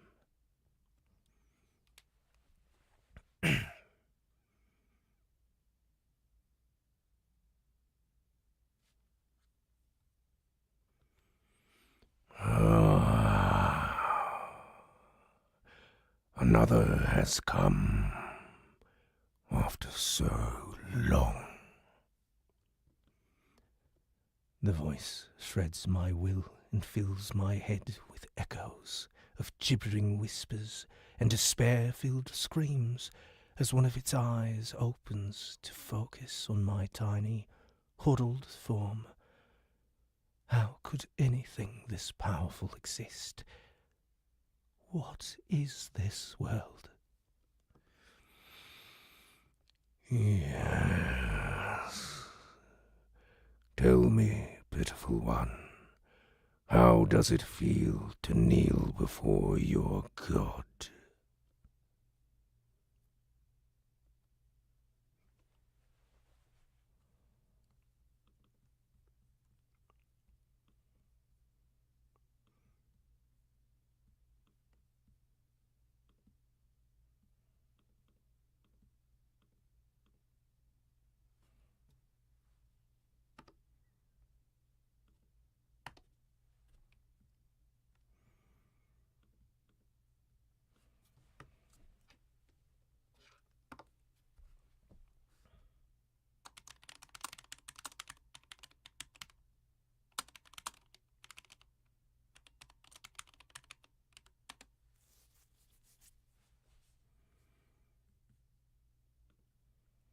All right, back to Anthony now. Just a reminder, everybody, go to litrpgcon.com if you have not gotten tickets for LitRPGCon yet. It is the very first convention dedicated to the genre of LitRPG, and Soundbooth Theater is running it. July 18th through 20th. It's in Denver, Colorado at the Grand Hyatt, and there are going to be tons and tons of your favorite creators in the LitRPG space, including myself, Matt Dinneman, Travis Baldry, Andrea Parsnow, Dakota Kraut, James Hunter, Alaron Kong, Jez Kajiao. Just check out litrpgcon.com and see the giant list of all the creators that are going to be there. And purchase tickets.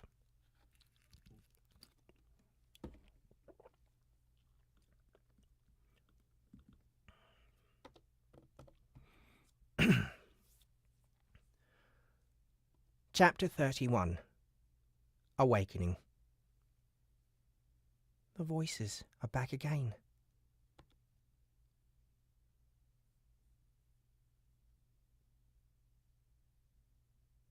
Wait. Yep. In fact, I'd say they're even stronger than before. There's so damn many! When hundreds of thousands of voices are whispering at you, it's no longer a quiet sound. It's a roar, powerful enough to drown out my own thoughts if I'm not careful. Each entity, each soul, is like a single drop of water, a coalesced portion of will that slips through the ether and into the vestibule in a way I don't understand. From there, they sink deep into my consciousness, running together and gathering momentum until a raging torrent is formed, a whirlpool of thoughts, feelings and desires that threatens to sweep me away. But I'm not afraid. Even in this half-dream, half-awake state, I understand a simple truth. My family will not harm me. In all of their wishes, hopes and ambitions, there are none who desire for me to come to harm. Their support surrounds me like a storm, and also a blanket. As I gradually return to wakefulness, I start to wonder what it will...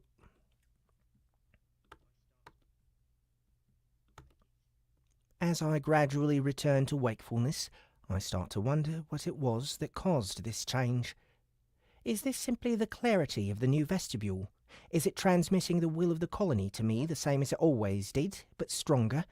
Or is the new addition, the communal spirit nave, to blame?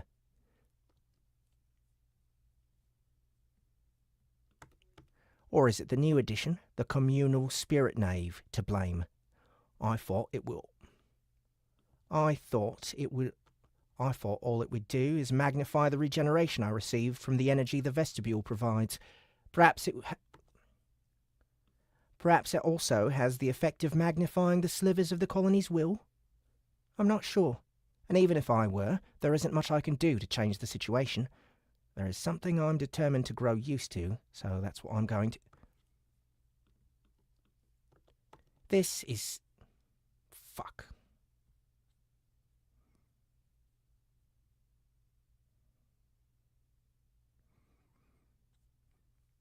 This is something I'm determined to grow used to, so that's what I'm going to do.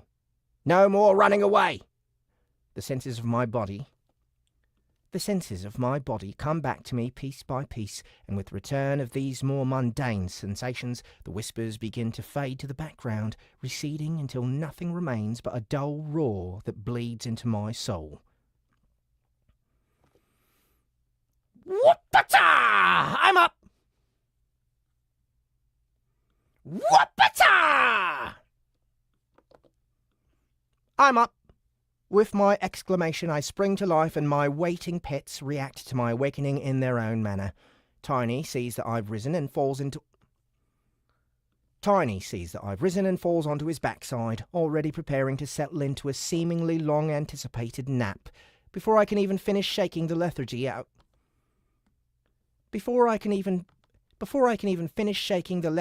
of my legs, he's snoring loudly in the corner. Lazy ape. For her part, Chrysalis is much happier to see me. Master, you've awoken. I sure have. How have things been whilst I was gone? Very quiet. None have disturbed your rest. Any word from outside the nest? No problems with the wave? I've not heard, Master. As far as I'm aware, there have been no major developments, but if there were, it's unlikely we would be told. We wouldn't leave your side no matter what was occurring.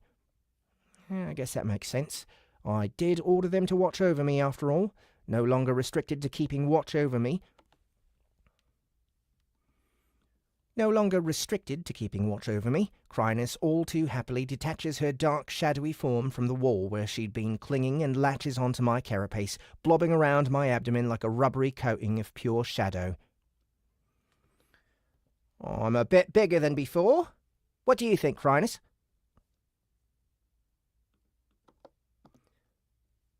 I can sense your power has greatly increased, Master. Surely there are no scum who would dare to despoil your greatness now.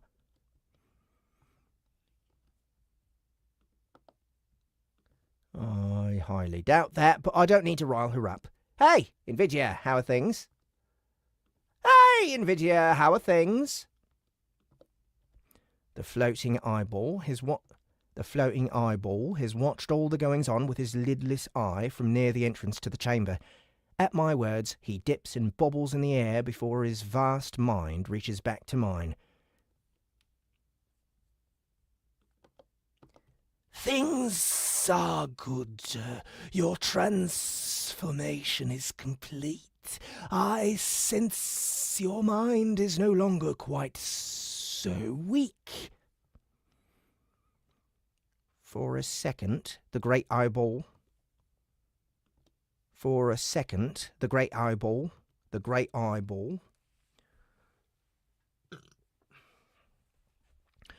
For a second, the great eyeball flashes green, then it fades. Still not able to keep up with your brain power. Still not able to keep up with your brain power, but I'm getting better.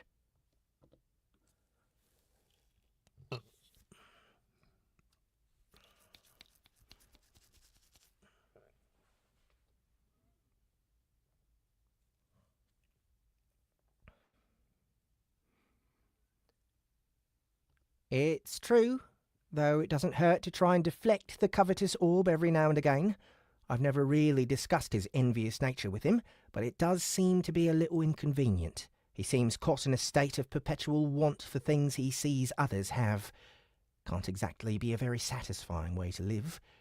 Maybe that's just part of being a demon from the third stratum? I don't know. I just want the little dude to be happy. Now fully awake, I try to skitter left and right a little, just getting used to my new body. This room sure does feel more cramped than it did before. Likely, I know I've grown larger, but I didn't think it was going to be by this much. I really did pour a ridiculous amount of energy into my stats in this evolution, both the mental and the physical. I can't wait to see how it feels to fight in this new body. There's no rushing the proper process, though. Back to basics! I hum a little song to myself while rapidly shifting my legs, dodging left and right as I avoid attacks from imagined enemies. Every now and again, I snap my mandibles with a satisfying crunch. I can really feel the added power from the increased musculature in my head, which means my head is bigger than before, yet again. I really don't want to end up as one of those big-headed ants. They just look unbalanced. I can say from experience that it takes a little while to grow accustomed to a new body, and although the changes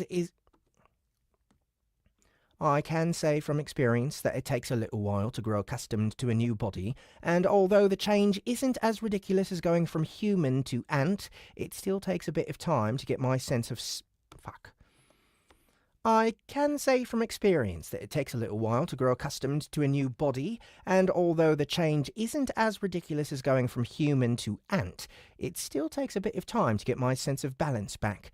The changes to my mental prowess are probably going to be hardest to get used to, since the greatest change took place there. I can't wait to start throwing some spells around to see what I can do with all this firepower I'm packing. Going to have to go out into the nest and see what's going on, then make my way into the dungeon to smack some monsters around. I can't wait! There's a fair whack of biomass lying about, possibly a snack left by the colony. I've got a lot of mutating to do, so I gladly tuck in and stuff myself full. Feeling more in control of myself, I step into the tunnel and pause when I spot a little worker passing by. She makes way for my bulk as she heads up the tunnel wall. She makes way for my bulk as she heads up the tunnel wall to squeeze through, and I weave a quick message to her with my antennae. "Thank you, nameless one. Rest well." I almost don't notice when she freezes for a second before sprinting down the corridor out of sight. Ignoring her reaction, I make my way through the tunnels, clacking my mandibles in irritation when I find a few paths I can no longer use due to my increased size. Is this how irritating it is to be the queen? What a pain! Eventually, I find my way. It wasn't far, but getting onto the correct tunnels was more difficult than it should be. Soon enough, Chrysalis and Vigia and I find ourselves in one of the greatest places in Pangea, the Brood Chambers, and I spot some grubs that need a tickle.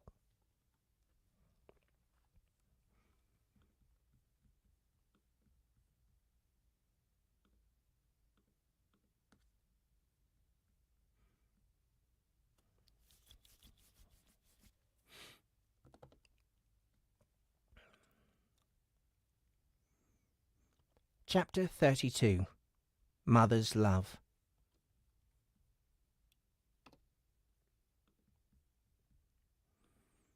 Eager to begin my tickling spree, I rush into the chambers only to pull up when I notice someone rather unexpected in the room. I spin together a mind construct, marvelling at how powerful my mind feels handling the manner. "Hey there, Sarah! How's things?" The giant bear is sitting in the centre of the chamber, grubs and brood tenders swarming around her as she rolls the larvae around with her big paws. "Oh, hi, Anthony," she says. She says.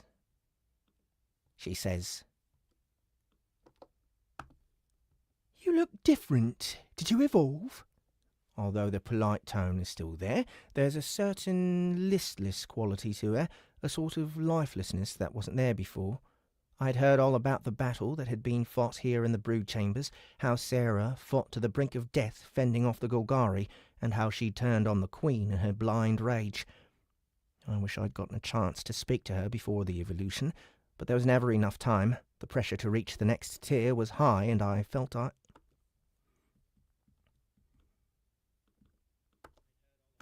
I'd heard all about the battle that had been fought here in the brood chambers, how Sarah fought to the brink of death fending off the Golgari, and how she'd turned on the Queen in her blind rage. I'd heard all about the battle that had been fought here in the brood chambers, how Sarah fought to the brink of death fending off the Golgari, and how she'd turned on the Queen in her blind rage.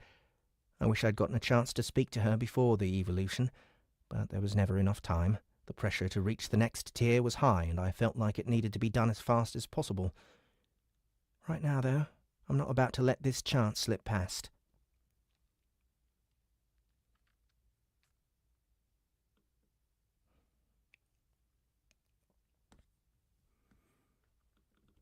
"Sure did. You've certainly made yourself at home," I say, indicating the gleeful grubs wiggling around her furry form. I say, indicating the gleeful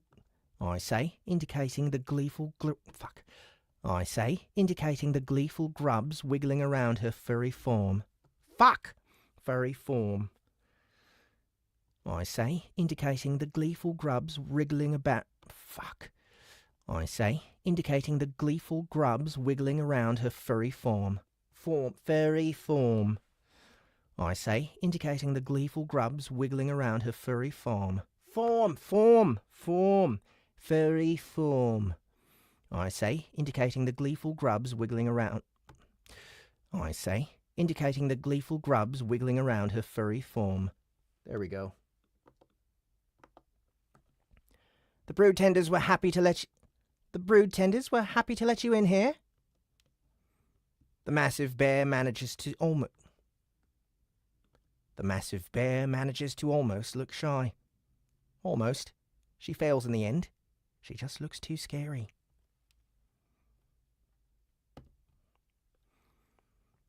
It was the Queen's idea. She thought it would be relaxing. And it is. She scritches a grub with the tip of a claw, and the little thing shivers with delight. Of course it is, I say, rather indignantly. Brood tickling is the greatest pastime there is. And I may as well get to it. Nobody said I couldn't tickle and talk at the same time. I bustle into the chamber, which is quite crowded, now housing 2 Tier 6 creatures alongside the usual inhabitants, but it's more cosy rather than crowded, and I happily settle down, my antennae already extended to start rolling the grubs around. I never got the chance to thank you properly, I say, tormenting my first victim with an initial salvo of tickles. You went way above what any of us could have asked you. You went way above what any of us could have asked of you, and you didn't have to. Without you, thousands more members of my family would have died. Thank you. The greater bear shifts uncomfortably. I'm not even sure if I was fighting to save your family, or just because I wanted revenge on the Golgari, or perhaps I just wanted to fight. The rage is addictive. It wasn't easy to turn my back on it the first time. I thought I'd be free of it once I escaped the cult and their plans, but I threw myself into it the moment I had the chance.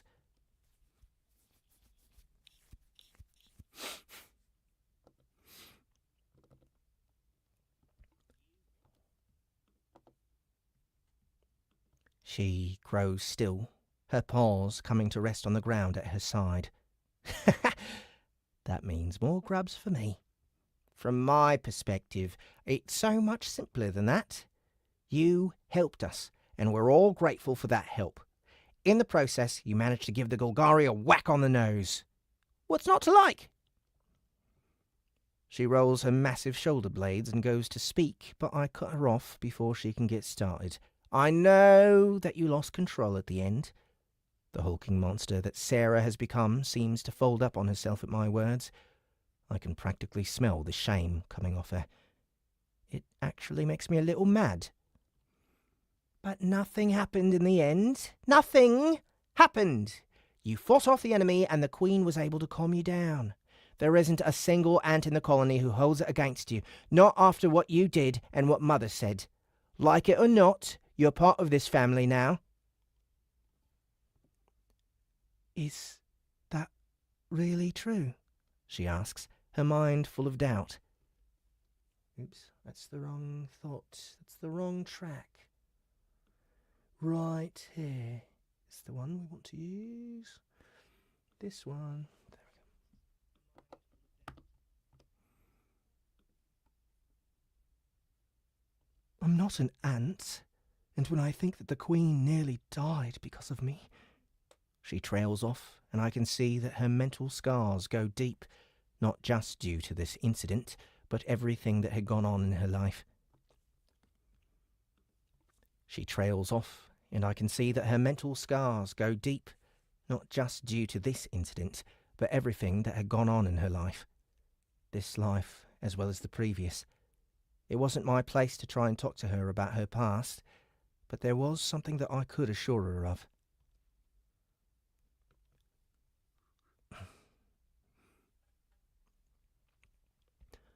Look around you, I invite her. A little confused, she raises her huge snout and takes a look around the chamber.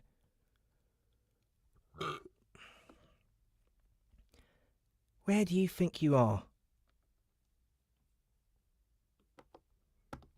In a brood chamber, she replies, confused. Exactly! You think we let just anyone in here? This is the brood we're talking about. Every single ant in the colony would throw down their life in order to preserve the future generations. If you weren't family, do you really think that we would let you in here? Would these tenders tolerate your presence if it weren't the case? They barely put up with me being in here. Me! As if to prove my point, one of the mini caretakers gives me an irritated prod in the side with one leg. "You need to give me that grub," she says curtly. Sure." I release the larva I'd been tormenting with relentless tickles into her care, and the little thing collapses. I release the larva I'd been tormenting with relentless tickles into her care, and the little thing collapses with relief, finally freed from my antennae. Time for the next victim! Sourcing another grub, I roll it about with my antennae, and the little thing wriggles with joy. So cute, so soothing. It takes me a little while to realise that Sarah still hasn't said anything. She's sitting morosely, a pensive look on her face.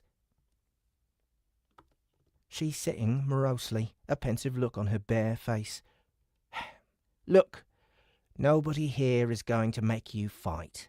And if you want to fight, nobody here is going to stop you. Here in this colony, you can make your own decisions. You're free. If you want help, for anything, just ask and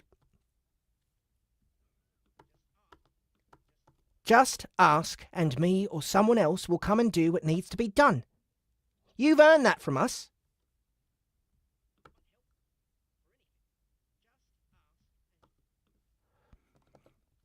She nods, and I return to my tickles for a time. "What about Jim?" she asks quietly.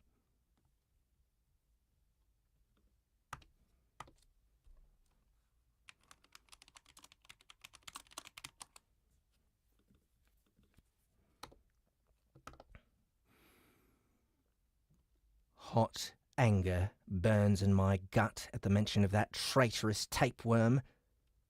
The moment we find him, he'll be food, I say, my mind tight with rage. She's obviously troubled, wrestling with thoughts, until she sighs. "I didn't think he would be forgiven. Not after what he did. I don't know. He was your friend. I think I understand where you're coming from. But Brood died because of him. There's no coming back from that. Not with us." "I think he did it for me, you know," she confesses, her mind so still and quiet I almost can't hear her words. "He didn't want me to fight. He was so scared, so worried that I'd lose myself again. Maybe he thought that if he ended the conflict, broke the siege, then it would all be over. I think he wanted to save me." I shrug my antennae. "So?" The giant bear huffs in anger. "What do you mean, so? Doesn't that mean the betrayal on everyone who died, the Brood, almost the Queen, it was all because of me?"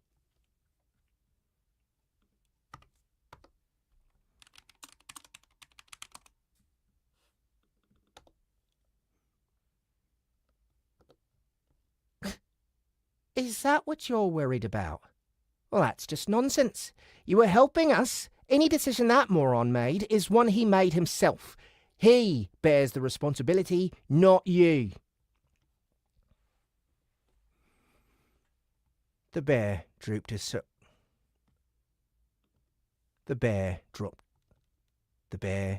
shoulders. "I wish I could agree with you."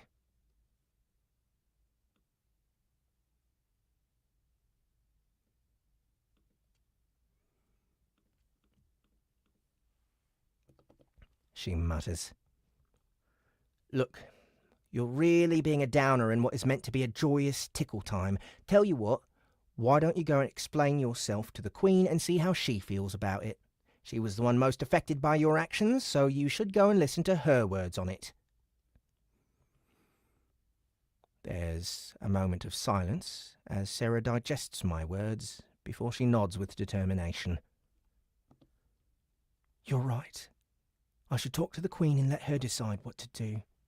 Whatever punishment she decides, I'll live with it.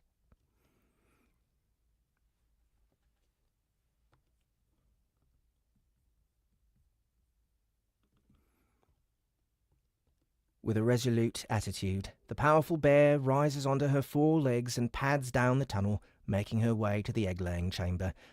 Content with the extra space, I settle in and keep rolling the grubs around, laughing as they wiggle about with... Content with the extra space, I settle in and keep rolling the grubs around, laughing as they wiggle about with glee. I'm also making sure to prop an ear open, waiting for a particular sound to echo down the tunnel. It doesn't take long, and when it finally arrives, it's like music to my ears. Thwack! Holy moly! That sounded like a big one. Chuckling to myself, I push my 6 legs under me and make my way out of the brood chamber. Mother will be wanting a word with me as well, no doubt. Good thing my carapace has gotten this tough.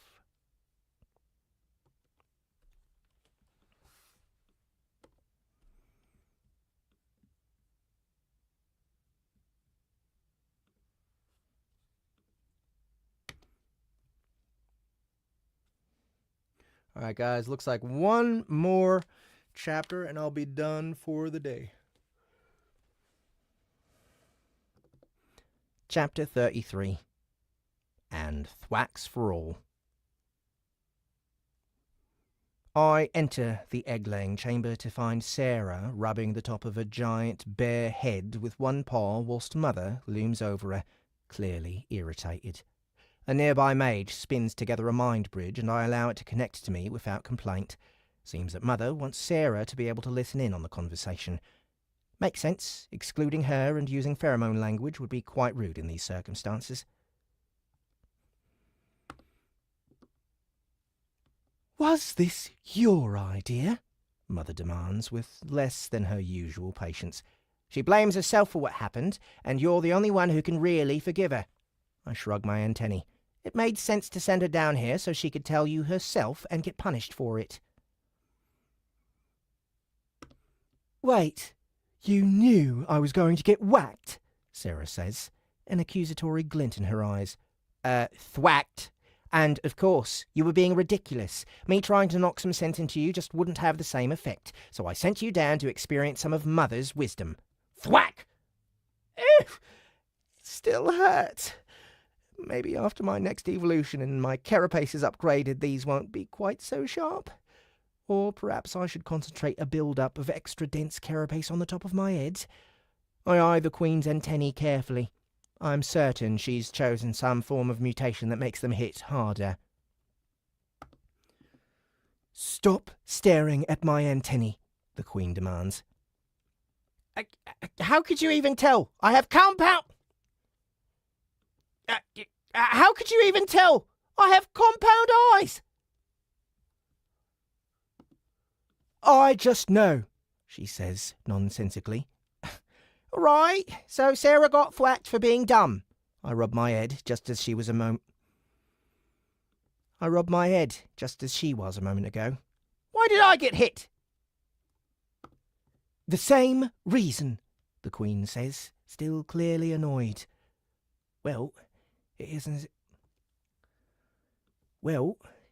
as if I didn't know it was coming. Did you explain to Sarah that she was wrong to think as she did? I try to deflect. No, I just told her she was being foolish, because she was. This all seems a little rude, Sarah grumbles. Quiet, child, the Queen tells her. I'll get back to you in a moment. The Asura bear flinches and sits up a little straighter, like a school kid. Damn it.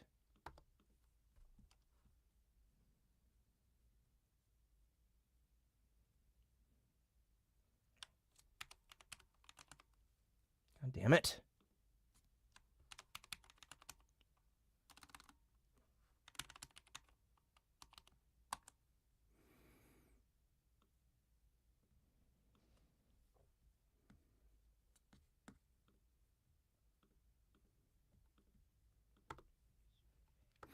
The Asura bear flinches and sits up a little straighter, like a school child being reprimanded by a teacher.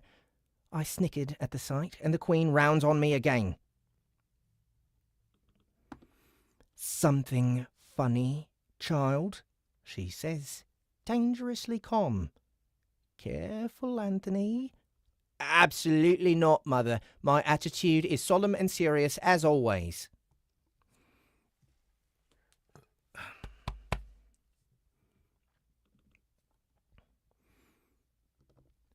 Her antennae twitch, but she finds nothing wrong with my words and settles down a little. She turns back to Sarah, sparing me her forensic examination for the time being. She turns back to Sarah, sparing me her forensic examination for the time being. Damn it. She turns back to Sarah, sparing me her forensic examination for the time being. "I will hear no more talk of forgiveness from you," she tells Sarah, her mental voice once more settling into its normal, soothing tone. "This is now your home, and we are now your family. There is no such thing as blame between us so long as that remains true. The choices of your friend are not your choices, and we do not hold them against you, so from this point on, neither will you." Sarah hung her head. "I'm not sure it's that easy," she whispers. The Queen raises an antenna threateningly. "It's fine, I'm fine, no more guilt." Sarah waves her massive clawed paws in front of her muzzle in surrender. I nod at that. Truly, there is no power greater than the thwacks of Mother. Such miraculous results. Thwack! What was that one for?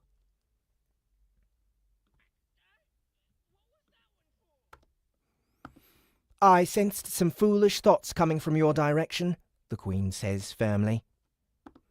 "Was I wrong?" Damn it. I need to be more careful when there's a mind bridge connecting us. "Now come." The Queen turns back to the centre of the chamber and settles herself comfortably. "Let us talk. It's been some time since you last paid me a visit. You too, Sarah. It will be pleasant to share your company." As I walk over, I take note of the human-sized table and chair carved from stone that had been installed in the egg-laying chamber, but quickly put it from my mind.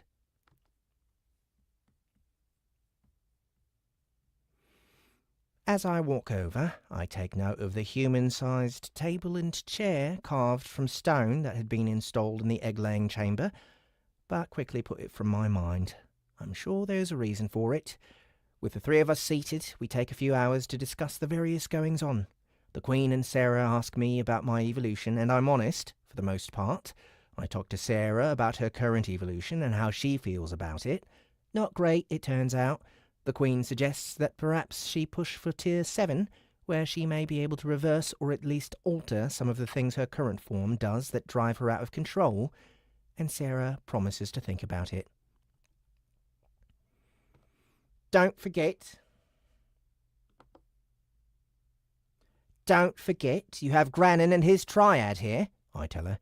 "They might be from the Cult of the Worm, but they're good people, like the ones who originally took you in.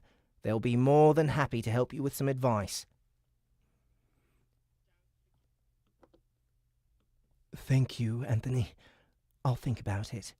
She smiles. It's a scary smile, but a smile nonetheless. The conversation turns from there to the Queen's evolution, and I ask about...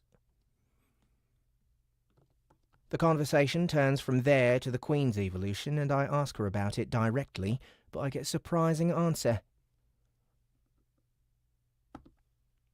"I do not plan to evolve again anytime soon. I consume enough resources as it is between my hunts and having to take in biomass for the eggs. I am accumulating experience slowly, on my own, and eventually I will reach Tier 7, but it will not be for a long time. I think this is fine, since reaching the next tier would force me deeper into the dungeon and away from this nest." Come to think of it, I haven't bothered to examine my own core since waking up. How am I holding up? I turn my senses inward, and I'm a little dismayed to find that I'm leaking mana. How's this even possible? There's a wave going on! Only then do I remember that the walls in this chamber are free from dungeon veins, making the ambient mana much lower than it would otherwise be. Even so... Damn it, that sounded wrong. One more time. Only then do I remember that the walls in this chamber are free from dungeon veins, making the ambient mana much lower than it would otherwise... Fuck! I did it again. Only then do I remember that the walls in this chamber are free from dungeon veins, making the Only then do I remember that the walls in this chamber are free from dungeon veins, making the ambient mana much lower than it would otherwise be. Even so, I'm quite shocked. It's possible that once the wave is finished, I won't be able to sustain... It's possible that once the wave is finished, I won't be able to sustain myself at this depth without making a conscious effort to drag in mana, and even then, I might not be able to do so indefinitely. Has the time come already to relocate farther down? I suppose the Queen is fine, since her core isn't as dense as mine, but Sarah might be in a similar boat as me. Sarah? How are you doing at this depth, Sarah? I ask. Is your core able to handle it? I'm probably the same as you are now, she admits. Before the wave, it was a little tough. In these chambers, the mana is a bit thin. I can't stay in here forever. Without the Golgari enchantments thickening the mana in my chambers, there's no way I would have been able to stay in the second stratum as long as I have. Does this mean you need to move deeper, child? The Queen asks me. I think so, I reluctantly confess, especially once the wave is over. The Queen shrugs her antennae. I do not see the problem. Before long, there will be many ants who need to move deeper. You will do as you always have and move as the vanguard of the colony. I am sure you will be able to secure a place for us in the depths before we need it. You have always been capable in that regard. You sure you don't mean to say that I'm capable of getting the colony into a mess and then needing the whole family to drag me out of it? She frowns at me. It's an odd thing, an ant frown. There's no facial muscles, obviously. It's more about the mandibles and antennae than anything else. I was trying to be nice about it. Enough. I think it is time that you return to your duties. Who, me? Of course you. There is much work to be done, is there not? The wave threatens our nests even as we speak, and the most formidable warrior of the colony is sitting here idle. I will keep you no longer. Ugh. Fine. I push my legs under me and stand up. Sarah, Mother, it's been wonderful to chat with you, but duty calls. I walk away, Invidia floating over my shoulder. Anthony, the Queen's mind rings against my own. Yes? I ask, innocently. You appear to be walking toward the brood chambers. An undercurrent of warning runs through her mental sending, putting my hairs on end. Ha! Whoops! What a blunder! I think I better go this way, then. Thanks for pointing out the mistake. Ha ha! Damn it. Wait for me, Grubs. I'll be back. All right, that's it for me for today. Thank you guys so much for coming to hang out with me. I hope you had a good time while you were here. Remember to go to litrpgcon.com to pick up tickets for the upcoming LitRPGCon. That is the very first convention dedicated to the genre of LitRPG. July 18th through 20th at the Grand Hyatt in Denver, Colorado. We will have everyone from Soundbooth Theater, Matt Dinneman, plus all the rest of the big, almost every one of the big authors you can think of in LitRPG, including Rhino Z, the author of this book, Chrysalis. And also, don't forget to go to soundbooth.app and pick up all of our free stuff there. There's plenty to be had. Check out our cinematic audio. It'll blow you away. And check out our newest A Wrinkle and Crime. So, you guys were awesome. Thank you so much for coming and hanging out. I hope you all have a fantastic rest of your day, and I'll see you again tomorrow. I think I'm going to start narrating at 11 a.m. Central tomorrow, so just watch out for notifications, subscribe to this channel, like this video, and see you tomorrow. Bye-bye.